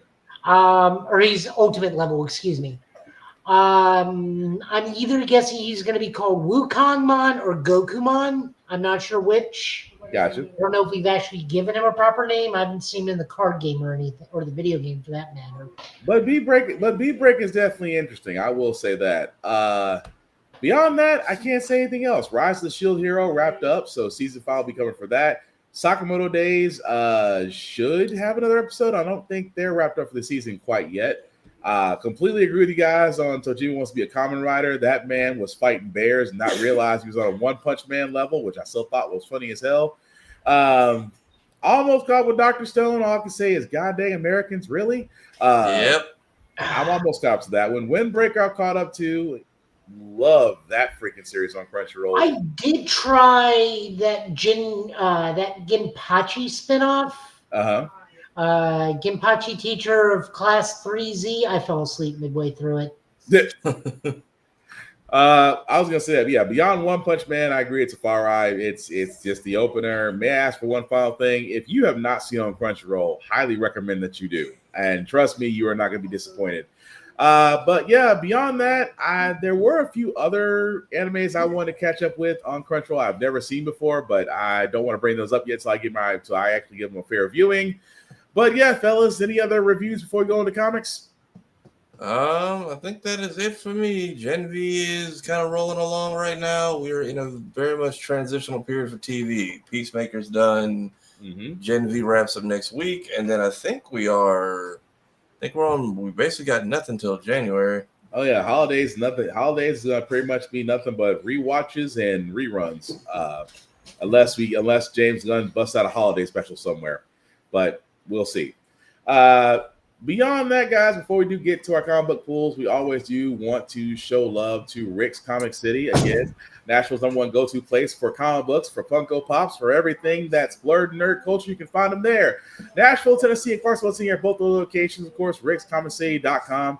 Please check them out. Again, you will not be disappointed as you see us on their television shows. If you are not in the Middle Tennessee area, guys, please support your local comic book store, support your local bookstore, support your indie artists, support the indies in general, because you will miss them when they are gone. That being said, we're going to go ahead and move on to our comic pulls of the week. So, Joe, sir, whenever you're ready. First off, we got Justice League Red #3. This is written by Saladin Ahmed, art by Clayton Henry, and colors by Arif Pronto. As the recap says, Red Tornadoes tricked Cyborg, Power Girl, and Simon Baz into accidentally committing a crime in the attempt to do the old storyline of predetermine when something will go wrong, so we're going to try to do it before it can go wrong, and it turns out we screwed up. We go to the Blood Cult, which is an old cyborg enemy, and we meet Father Blood. Yeah. Trying to kill Red Canary, because Red Canary apparently can channel the red light, which we don't know if that is the same as the Green Lantern. Alan Scott counterpart, the Red Lantern, not like, not the red. Yeah, I know what you're talking about. Not like an actual Red Lantern, but like the 1940s Red Lantern. Yeah, the negative side of it. Well, at least that's what I call it. And we just go from there. Apparently, Red Tornado is trying to pull his. I don't know what it means to be man or machine anymore for the 800th time, so that's why I'm doing this. And showing Supergirl's dead parents. Maybe not be dead parents. They may be in the Phantom Zone. He may just have the coordinates for they are in the Phantom Zone. Because the way that was rating, I'm like, you reached out to my dead parents. I was like, oh, not the best thing you can do, Red Tornado, to sit there and show that you care. But not a bad issue though. Next up, we're looking at Absolute Flash number 8. This is written by Jeff Lemire, art by Travis Moore, colors by Adriano Lucas. We get an early thing at Jay Garrick in this and Eobard Thawne. We flash forward. We just basically learn Barry Allen's life until he may or may have not be killed by the Speed Force. We don't really know. Right. We do learn that the Flash suit is a exploration suit into whatever world the Speed Force is coming from, and I guess they find the Hall of Doom from the Super Friends. I guess. I thought the That's same what it thing. looked like to me. Yeah, no, you're not the only one. I thought the same thing. Yeah, not bad. Although, yeah, it was one big old preview prologue, but good to know the backstory of this one because again, it does actually answer a lot of questions, but still a good issue.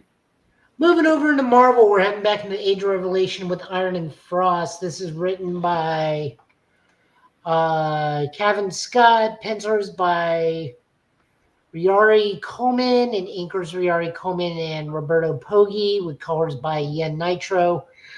We are in the midst of a giant fight between Revelation and his cloisters and Seraphim. Emma, Rhodey, Iron Man, and I always want to say Starfire. It's Firestar. Firestar, yeah.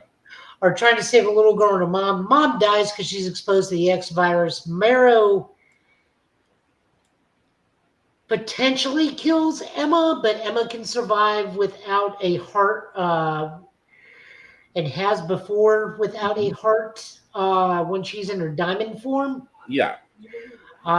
So we see the fallout of that. Tony has become entirely a techno armor.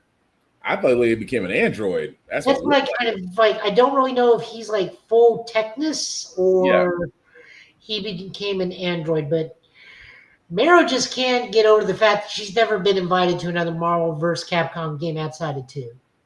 Pretty much. But also, that's when we thought Marrow was going to be hot shit, and then everybody dropped her. Mm-hmm. They dropped her so hard she became Spike in X-Men. What's that one you did, Tafari? X-Men Revelation or later, Bama? Evolution. Yes, they dropped Mara so hard she became Spike in X-Men Evolution. Damn. Solid book again. Purely biased on my part because of Emma Frost, but this is also playing out that really good arc of Iron Man where Emma and Tony are just have good chemistry together. Yep, I agree. It was nice. It was a nice book. It's a nice start. So it's not hitting the well dry, but I just want to see where they go with this story since it is with the Age of Revelation. Moving over, we have Rogue Storm for Revelation, written by Merwa Adiole and art by Roland Boschke and colors by Nurja Minon. This one was really weird. I'm glad I'm not the only one. Go ahead. I'm glad I'm not the only one. The gene bomb killed millions, and for whatever reason, Rogue split into 2 rogues, Rogue North Prime and Rogue Red. So there was Green Rogue and Red Rogue, and Green Rogue has some powers and Red Rogue has some powers. Yeah, it's weird. But Green Rogue is with Remy because I guess she went over to the side of Revelation, but Red Rogue didn't, and Storm is and Red Rogue is in charge of X-Force. Storm is being hunted for some reason, but has gone kind of like not feral, but I honestly have no idea. I was doing this because I wanted us to make sure we got a Storm book we could look at, but this was so hard to follow.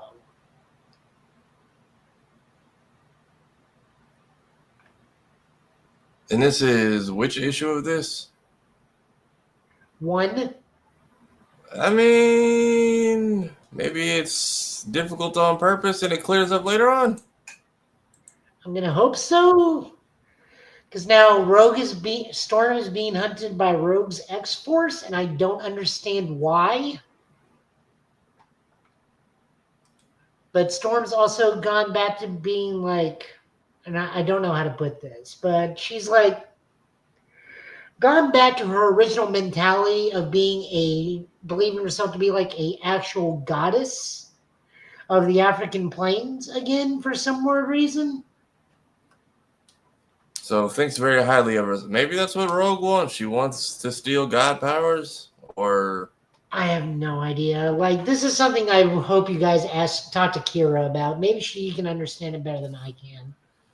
maybe either I'm out of my her. depth on this one. I'll just say it, be upfront. I am severely out of my depth on this. If not her, Navy is probably our next best bet. He's usually well versed in these types of things. Sorry about that, guys. I thought I heard my son crying. I had to go check on him. No, Rogue Storm. Did you understand anything about the Storm part of the book? Because I'm at a loss. There was not really a lot in it about Storm. You know, the whole thing of her saying, you know, she tried to fertilize the Sahara, trying to make it into a rainforest again. And the fact that, you know, we now have to kill Storm, I read it 5 times. I didn't get it. As I was telling Tafari, we probably need to ask Kira because I'm out of my depth on this one. Because I mean, even with Storm's current run, this doesn't make any sense. So that's why I'm just like, if this is supposed to be the Rogue Storm, like I said, this first issue is not really selling it. But that's it's too confusing. Yeah. Moving on over, Spider-Man number 14, written by Joe Kelly, pencilers by Ed McGuinness and Todd Knock, inkers Mark Farmer, Wade Von Graubadger, Ed McGuinness and Todd Knock. So we're now back on Earth. We're checking in with Captain Kintsurugi, who just goes by Kintsurugi. Peter's boss, Maria Asmani Wotan. Hollow Eve is back for whatever weird reason. I thought Janine dropped this persona. Oh, no. Unfortunately, that is not the case. It kind of sucks. At least Jean's trying to spare May's feelings, although May's just had it up to here with Peter by this point. Oh, yeah. She's done. She's beyond done.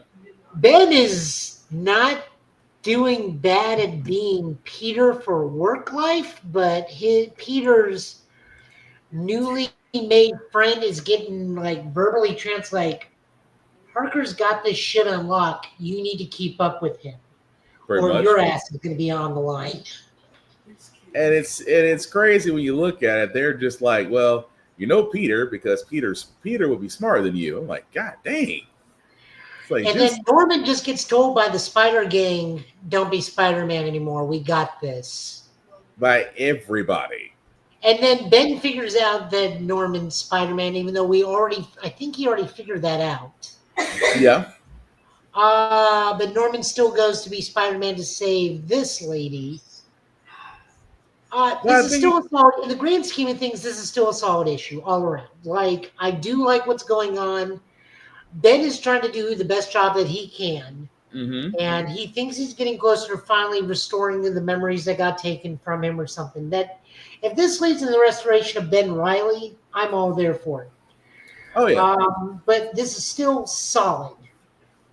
Oh, yeah, because you know what? It's really slowly kind of redeeming Norman Osborn. It's slowly he's like, I am finally seeing how much it takes to be Spider-Man, and he kind of respects Peter a whole lot more now. But yeah, it was a good issue though. Which makes that fall is going to be extra, extra hard when the moment that man slips. Yeah. Which we all know that's coming, but yeah. Oh yeah. And then this Captain Kintsurugi guy, like, why are you here, my dude? Cannon fodder. Are you just have too much free time? Is that what this is? You just have too much time and access to materials? Cannon fodder. Because we know he's gonna probably meet an unfortunate end. Moving on over to bingo card I did not have. Fantastic Four Gargoyles team up. Yeah, it's interesting. That Written by was Greg Weisman, art by Enid Balam, colors by Raul Angelo. So, of course, Tony knows Xanatos because they're almost the same person, basically. I mean, pretty much. I was curious. Pete got taken into space to become better, so Pete's running his own crew, basically the Guardians of the Galaxy. That's what's going on with Pete. Yep. Answering Bama's question. For this one, the Gargoyles are fighting El Diablo and the Gargoyle, and the Fantastic Four are helping. But it is I don't know interesting. what continuity I'm supposed to take this. Is this supposed to be the hidden season 3 of Gargoyles that we never got? Kind of. I mean, it's not bad though. Close enough. Welcome back, Gargoyles. Happy 30th. Right. No, this wasn't bad at all. They ultimately have to fight Dragon Man, which is hilarious. That Lexington is just like, oh, he's a robot? Oh, no, I got this. Give me like 2 minutes. Yeah. But it's a nice. I'm not sure if this is a one shot or if this is going to continue, but no, it's going to continue because we remember Xanatos stole whatever was in that chamber. Right. I completely forgot that. My whole question is when did Angela become Broadway's fiance? When did that happen? Good question. I guess they're gonna gloss over that one, but that's a good question. And you are right, Bama. Gargoyles would fit well in the Marvel Universe. They really will. So you got a point there, but I mean, the only problem I have with the whole thing is just Xanatos is just Tony Stark, but with a full goatee. Yep. That is. If anything, that is the place to study. Literally Tony's Venom. That is who Tony can. That is who RDJ probably studied for his role as Doom. Pretty much. Well, speaking of that, good segue. One World Under Doom. Written by Ryan North with art by R.B. Silva and colors by David Crowell. This is the penultimate issue. I thought this was supposed to be the final issue. It's not. We get one more. Pretty much we learned that Thing is worthy to be able to pick up both Stormbreaker and Mjolnir if he wants to, and just mollywops Doom. But this is really, once again, about Doom and Valeria, his niece, daughter of Reed and Sue. And Valeria's like, why are you doing this? Like, you were going about it so well, and then you effed it up. Why are you doing this? And Doom is just being Doom until things get out of hand and Doom realizes at the end of the issue, fuck, the people, the one person I actually care about. I literally think that. Well, let me leave it alone. I can't say it without actually spoiling it. I'm just gonna say that I think. I'm just gonna say, hopefully, that's a life model decoy. If not, I will sit there and say something was planned. If not, I would not care about Reed. I would be running from Sue the moment Sue finds out. Ooh. Yeah, that's not gonna end well. No, but seriously, like, it is probably the one person Doom cares about the most, because he does have a friend in his Alfred Boris. Yeah. Doom does care about Boris. But Valeria, above all others, he would burn one, like, unaffiliated. I love her as she were my own child, and Doom has kids. But he would burn down the world for her. As much as he loves Valeria.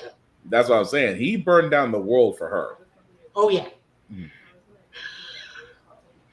So, it was like, oh, shit. Yeah, so that's going to be interesting. But, you say also read Deadpool and Batman was a screen. I stopped with Captain America and Wonder Woman. Those two fit well together. Oh, you read Captain America and Wonder Woman was definitely interesting. So, yeah, you got Captain America Wonder Woman, the only thing I did not understand was if that was Captain America as Steve Rogers, or if that was Captain America if it was Steve Trevor. I want to say it was Rogers because I think Trevor would be a little too close to home. Well, that was the thing, because it's a fused universe. It's the same universe. So was it Rogers or was it Stevens? I'm gonna say it was Rogers and not Trevor. Just because how the wording went. Yeah. And then our final book of the night is G.I. Joe number 12. This is written by Josh Winston, art by Marco Federa, and colors by Lee Lowridge. We get to see, is this Stalker's kid? Yes. Okay, I was trying to figure that out. Yeah, the Shooter is Stalker's kid. When some of the backstory was like, is this Stalker's daughter? Yeah, Shooter is Stalker's daughter. Okay, so Shooter, who's being held by definitely not Cobra, but like some other evil villainous organization that's has nothing to do with Cobra or Destro, being held captive to be their personal assassin. G.I. Joe Black Ops breaks her out. Destro is trying to like just buddy with Cobra Commander while he bides his time to kill Cobra Commander and take over into the Cobra Empire, but like Destro, Cobra Commander's number one guy is like, yeah, we fought G.I. Joe and they got a Transformer. We don't know what to do. Meanwhile, Duke is like, hey, I joined this because we got the Decepticons. We got giant alien robots on Earth we got to worry about. Why are we dealing with Cobra? And they're just like, okay, so there's a reason. It's classified. We will bring you in on this when we need you. You will be a part of this. Don't worry about it right now. Go take 5. Yeah. Which again makes them feel like there are things that you should know and that you need to know and that you will need to know in the time that you'll find out. Yeah, that doesn't make me feel paranoid at all. But Shooter though, if there was one way to sum up this comic, one shot, literally. And then Destro's like, all right, well, we're gonna have to get rid of Cobra Commander. What are the Dreadnoughts doing right now? Right. As they want revenge for Cobra. They want revenge so bad for that the way he embarrassed them. But no, it was a good issue. It is coming to a head that we are going to get Decepticons and Autobots and Cobra and Joes, and it should make for an interesting story. And Mask and Mayhem. Oh yeah, Mayhem, I forgot. So we are gonna get Mask in the same universe too. But yeah, again, solid issue. Cannot complain. The story just needs to pick up now. You got too many elements. Hanging out there. Okay, so I do have to ask you for this one. Was that shot Black Girl Magic, or was that just because Daddy was a G.I. Joe? Yes. Okay, I figured as much. But no, yeah, she had a point to prove. She had a point to prove with old girl. That part is where I stuck with. But no, we're 2 miles away. You can't make that shot. You can't make it. So the fact she said no, there's difference. You can't make that shot. Jesus, but no, it was good. It was a good issue. Yep, and that's all the comics we got for this week. All right. Thank you for that. And thank you, everybody, for that's been kicking with us on this one as we wrap this up. But as we get to the end, we do shameless plugging like we always do. I will start with the man, the myth, the legend. I've already scribbled his outro already. Tafari, I want people to know what you're doing. You also forgot guest star at Sonic Fest. I was going to let him do that because that's a personal achievement for him. I was gonna try to steal that thunder and muck it up. But go ahead. I've fully forgotten. It's open over here on the next damn tab. I will be a feature creator at Sonic Expo out here in Dallas in the second weekend of November. Very much it's a smaller little niche con, but cool people, fun stuff. A couple friends will be out here as well. So if you are into the world that is the Blue Blur, come hang out, have fun. There's gonna be a lot of I know the game hall is going to have like a lot of the fan-made games. I know they've had like the 3D remake of Sonic Rush. They had the tournament edition of Sonic Riders. Speed, what am I trying to say? Not speed racing. Speed running tournaments as well. Like a lot of cool, fun stuff there. A lot of artists. I think a few of the voice actors will be there as well. So fun time if that's your cup of tea. Otherwise, kind of burning through the spooky season games. We are up to episode 4 for Batman season 2. I think I'm going to switch Outlast to Monday and Kingdom Hearts to Friday, just because the audio setup situation. I finished Little Nightmares 1 and 2, and 2, my God, I'm hearing 3 is awful, so I just won't. I'm hearing Reanimal is the real Little Nightmares 2, and I might try that because it's the same dev team that they got rid of. Other than that, Blurred's Eye on Tuesdays and Thursdays. I post on my own channel almost every day. Skits I try to do at least every other week. Gonna maybe do one 2 weeks from now. I'm still burning through shorts and clips from the last one. If you haven't watched it, Call of Duty versus Battlefield. It's a nice little ramble that's getting better every week since now we've apparently killed skill-based matchmaking to try and keep up with the herd. Yeah. Also, don't forget to either cancel or reduce your Game Pass because I definitely dropped my shit off yesterday. Yeah, I've already signed. Well, mine's paid up for the year, so it'll. Okay, I'll say I had Ultimate going monthly. I went right back to that $9.99 price. I was like, I have to wait till the end of the year to switch mine back to $9.99 just because I do play online. But yeah, that's the way it be sometimes. But thank you for that, Tafari. Also, another man that's always busy, and trust me, he is anywhere and everywhere, especially with what's going on. So, Joe, well, people know what you're up to and what you'll be doing, sir. Give me a moment, I'm loading. I was like, you're good. You're good. I'm over at Middle Tennessee Gaming Thursday nights, all day Friday, all day Saturday, Sunday nights. We are doing Cardfight Vanguard, potentially Flesh and Blood, potentially Grand Archive, Hollow Knight TCG, Magic the Gathering, Digimon, Gundam, all the card games at this point, 5 days a week. We have a $400 Smash Brothers tournament coming up on Monday. Nice. We also have the Cardfight Vanguard Standards Shop tournament coming up Monday. It will be a madhouse.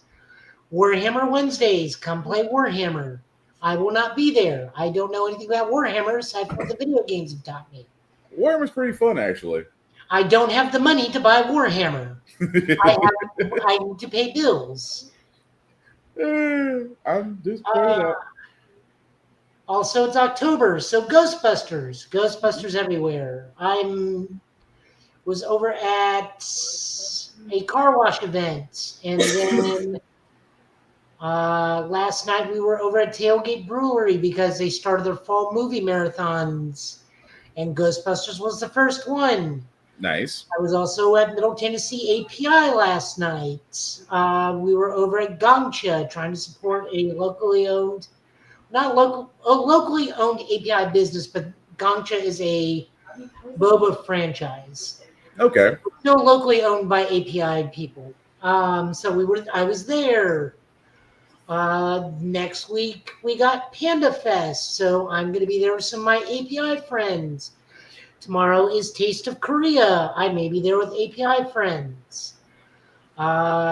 Middle Tennessee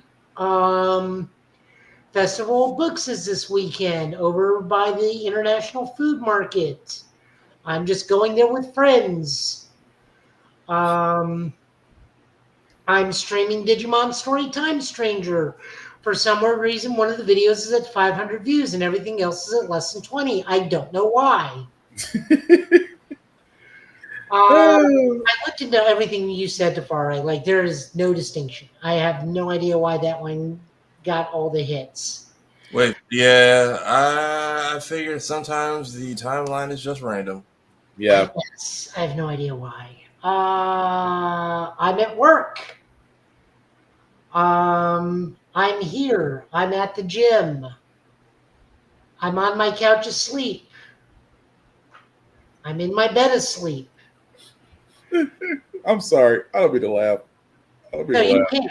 That's just everywhere I am. I'm trying to build 5 different decks because people don't have premium, and I have every the ability to build at least 5 different Tachikaze. Those are armored dinosaur decks. But by the way, go watch Disney's new adaptation of the Korean tokusatsu Armored Swords. It's honestly not too bad. Okay. The Red Ranger is black. I know that much. I might give it a shot. It's just too much stuff to try to catch up with. One of the lead scientists is neurodivergent as all hell. It's like, I'm going to go introduce these kids to dinosaurs, despite the fact that 2 of your other colleagues like, yeah, don't do that. It's like, what could go wrong? Everybody. Like, everyone's like, well, they can eat them. We've never had that happen before. I am missing an eye from the time I tried to bond with a dinosaur. Damn. Let's not take children out there. No, they'll be fine. That's never happened before. Damn. No, so if you do watch Armor Swords, please understand it is not an original IP. This is an adaptation of a 2-season, 41-episode Korean tokusatsu, also called Armor Swords, but it's called Armored Swords in Korea. So it is not, once again, not an original IP, but I do applaud them. It's kind of like What If Dino Riders meets Power Rangers. Gotcha. Okay. Also, Alien Invasion. Nice. So, yeah. So, I think that's everything I'm doing to my knowledge at the moment. I'm probably forgetting something, I'm sure. Oh, right. I will be up in Louisville during Halloween because I will be at Games Junction with Middle Tennessee Gaming, demoing games. If you're a Kentucky or a Louisville person, you can come say hi to me there. I will teach you Vanguard or Digimon. Yeah, nice. I think that's everything finally. Oh, you'll come back to you, I'm sure. But before we get to myself, shameless promotions, like we always say we're doing on here. We always, like I said, outside shouting out Race Comic City. We also want to shout out Always Record TV. Or APR TV if the screen ever shows up, but bear with us for a second because it's going to take a second. So, but APR TV, guys, if you're not familiar with them, a reason why I bring up APR TV is why? Because our show shows on APR TV. There it is. So you can definitely check them out on the Roku channel app or on the Amazon Fire Stick, Amazon Fire TV or Amazon Fire Stick. Some people still got Fire Sticks. But definitely check them out as well as other shows that can be found there. You will not be disappointed. Also, BlurStation.com. Definitely want to bring up Blur Station, especially for tomorrow. We are having our unmuted live panel that'll be available on the Blur Station IG, hosted by our room full of blurs. Kira, Lady Mandalore, will be hosting that panel for voice actors. Again, if you've been paying attention to Blur Station, we have asked for people that want to be voice actors, whether you have experience or not experience, to sign up for it. Definitely check out Blur Station on Instagram, especially tomorrow around 7 p.m. 7 p.m., 8 p.m. Eastern, I believe, is when it will start, but definitely check it out. And again, check out BlurStation.com, an area to where where content for us, made by us to enjoy. Movies, television, anime, you name it, it's there. $10.99 a month to stream on Blur Station, and Blur Station streams on all smart devices. Also, our own YouTube page, the Get Bit Podcast, the GB Podcast. If you type in the GB Podcast, we're the first thing that pops up on YouTube. Yay! Like, share, and subscribe. Hit the notification button so anytime that we ever do go new or apply a short of our reviews, things of that nature, you'll be notified. Again, guys, much like PBS, we cannot do any of this without you. So definitely like, share, and subscribe, and we would certainly appreciate it. Also, my other show, How the Frack We Got Here, can also be found on YouTube as well. Definitely like, share, and subscribe from there. It's not as fun as this one. It's more of just, what's going on in the current world right now, which is basically a flaming version of Idiocracy, the sequel. But definitely check me out there. Like, share, and subscribe. Hit the notification buttons from there as well. Also, our shows can be heard in audio format on Spotify, on Apple, on Google Play, wherever you get your podcasts from. You can definitely download us and subscribe to us from there. As for myself, guys, Black_Spartan615 is my personal IG page. You can like and follow me there. I talk to everybody. Just don't make it weird. I don't want to get into the habit of blocking people. At the same time, guys, I still have some very simple rules, especially for cons and for life. Number one, respect the cosplayer at all times. Cosplay is not consent. Please treat people like human beings. It's not that freaking hard. Number two, wash your ass. Hygiene is important. I know in some cons right now you have Operation Clean where a guy's going through with deodorant and things of that nature. As informative as it is, it really shouldn't happen, guys. I think we can all afford clean clothes, bath soaps, things of that nature. Please do not bathe yourself in Axe body spray, native deodorant, anything of those things of that nature. That's not clean. You're masking the funk. And trust me, the funk always wins. And the third rule that I have for myself, as I have for everybody else, guys, please talk, share, and discuss your fandoms. Note I said talk, share, and discuss. Don't be toxic. Don't be a dick. And I promise we'll all be cool. Outside of this, guys, this is the weekend. I know a lot of us want to go out, enjoy ourselves, have a shot, whatever it is that you want to do to relax and forget about the work week. Guys, remind yourselves it is the weekend. Please make smart decisions. Please don't wind up in jail. There's other ways to go out there and go have fun, but at the same time, guys, please go home afterwards. Nobody wants to be in a jail cell till Tuesday when you see a judge. Make smart decisions. Outside that, again, we do thank you all for watching. The replay will be back up tomorrow. We will be back here, same Get Bit time, same Get Bit channel, to talk about the news of the week. And outside of that, also check out our friends, Blurred's Eye View, Geek by Heart, Roomful of Blurs, Mayhem Media, Fresh Press by Z, Showquo, and Mayhem Media. I think I said his name twice already. But definitely check them all out, guys, as they have their own podcast, things of that nature. Like and follow them because they do the same with us. Because, again, we just simply want to share the love. Outside of that, guys, before we wrap it up, any last words? Saturday. What is happening? Huh? I'm hearing myself talk. Hang on. Try it now. Okay. Yeah, it's tomorrow, Saturday. Sleep in or don't. Go out and have an adventure. Just take time to relax. Have a few hours to just F off and do what you want. Yep. Definitely go outside, touch some grass, find your peace and your strength, and check on your friends. Joe, any last words, sir, if we call tonight? I'm just gonna go play some Digimon. Go show some love now. Yeah, especially since Pokemon is now on its way out. Outside of that, guys, It's on its way out. It's just, people are just now starting to call them out on stuff that we're just tired of, and Digimon decided to listen. Nintendo needed to be humbled. I just look at it that way. But we're going to leave it on a positive note. So again, guys, protect your friends, protect your peace, protect your friends, check on your folks, go outside and simply put, go have fun. The world's life is short, but enjoy it. That being said, I've been Spartan. He's been Tafara. This has been Joe. This has been the Event Podcast, guys. Thank you all for watching. Please take care of yourselves and each other, and I promise we'll all get through this. Live long and prosper. Yes, I'm a Trekkie. Yes, I'm going to continue saying it, and yes, you should follow it. Peace.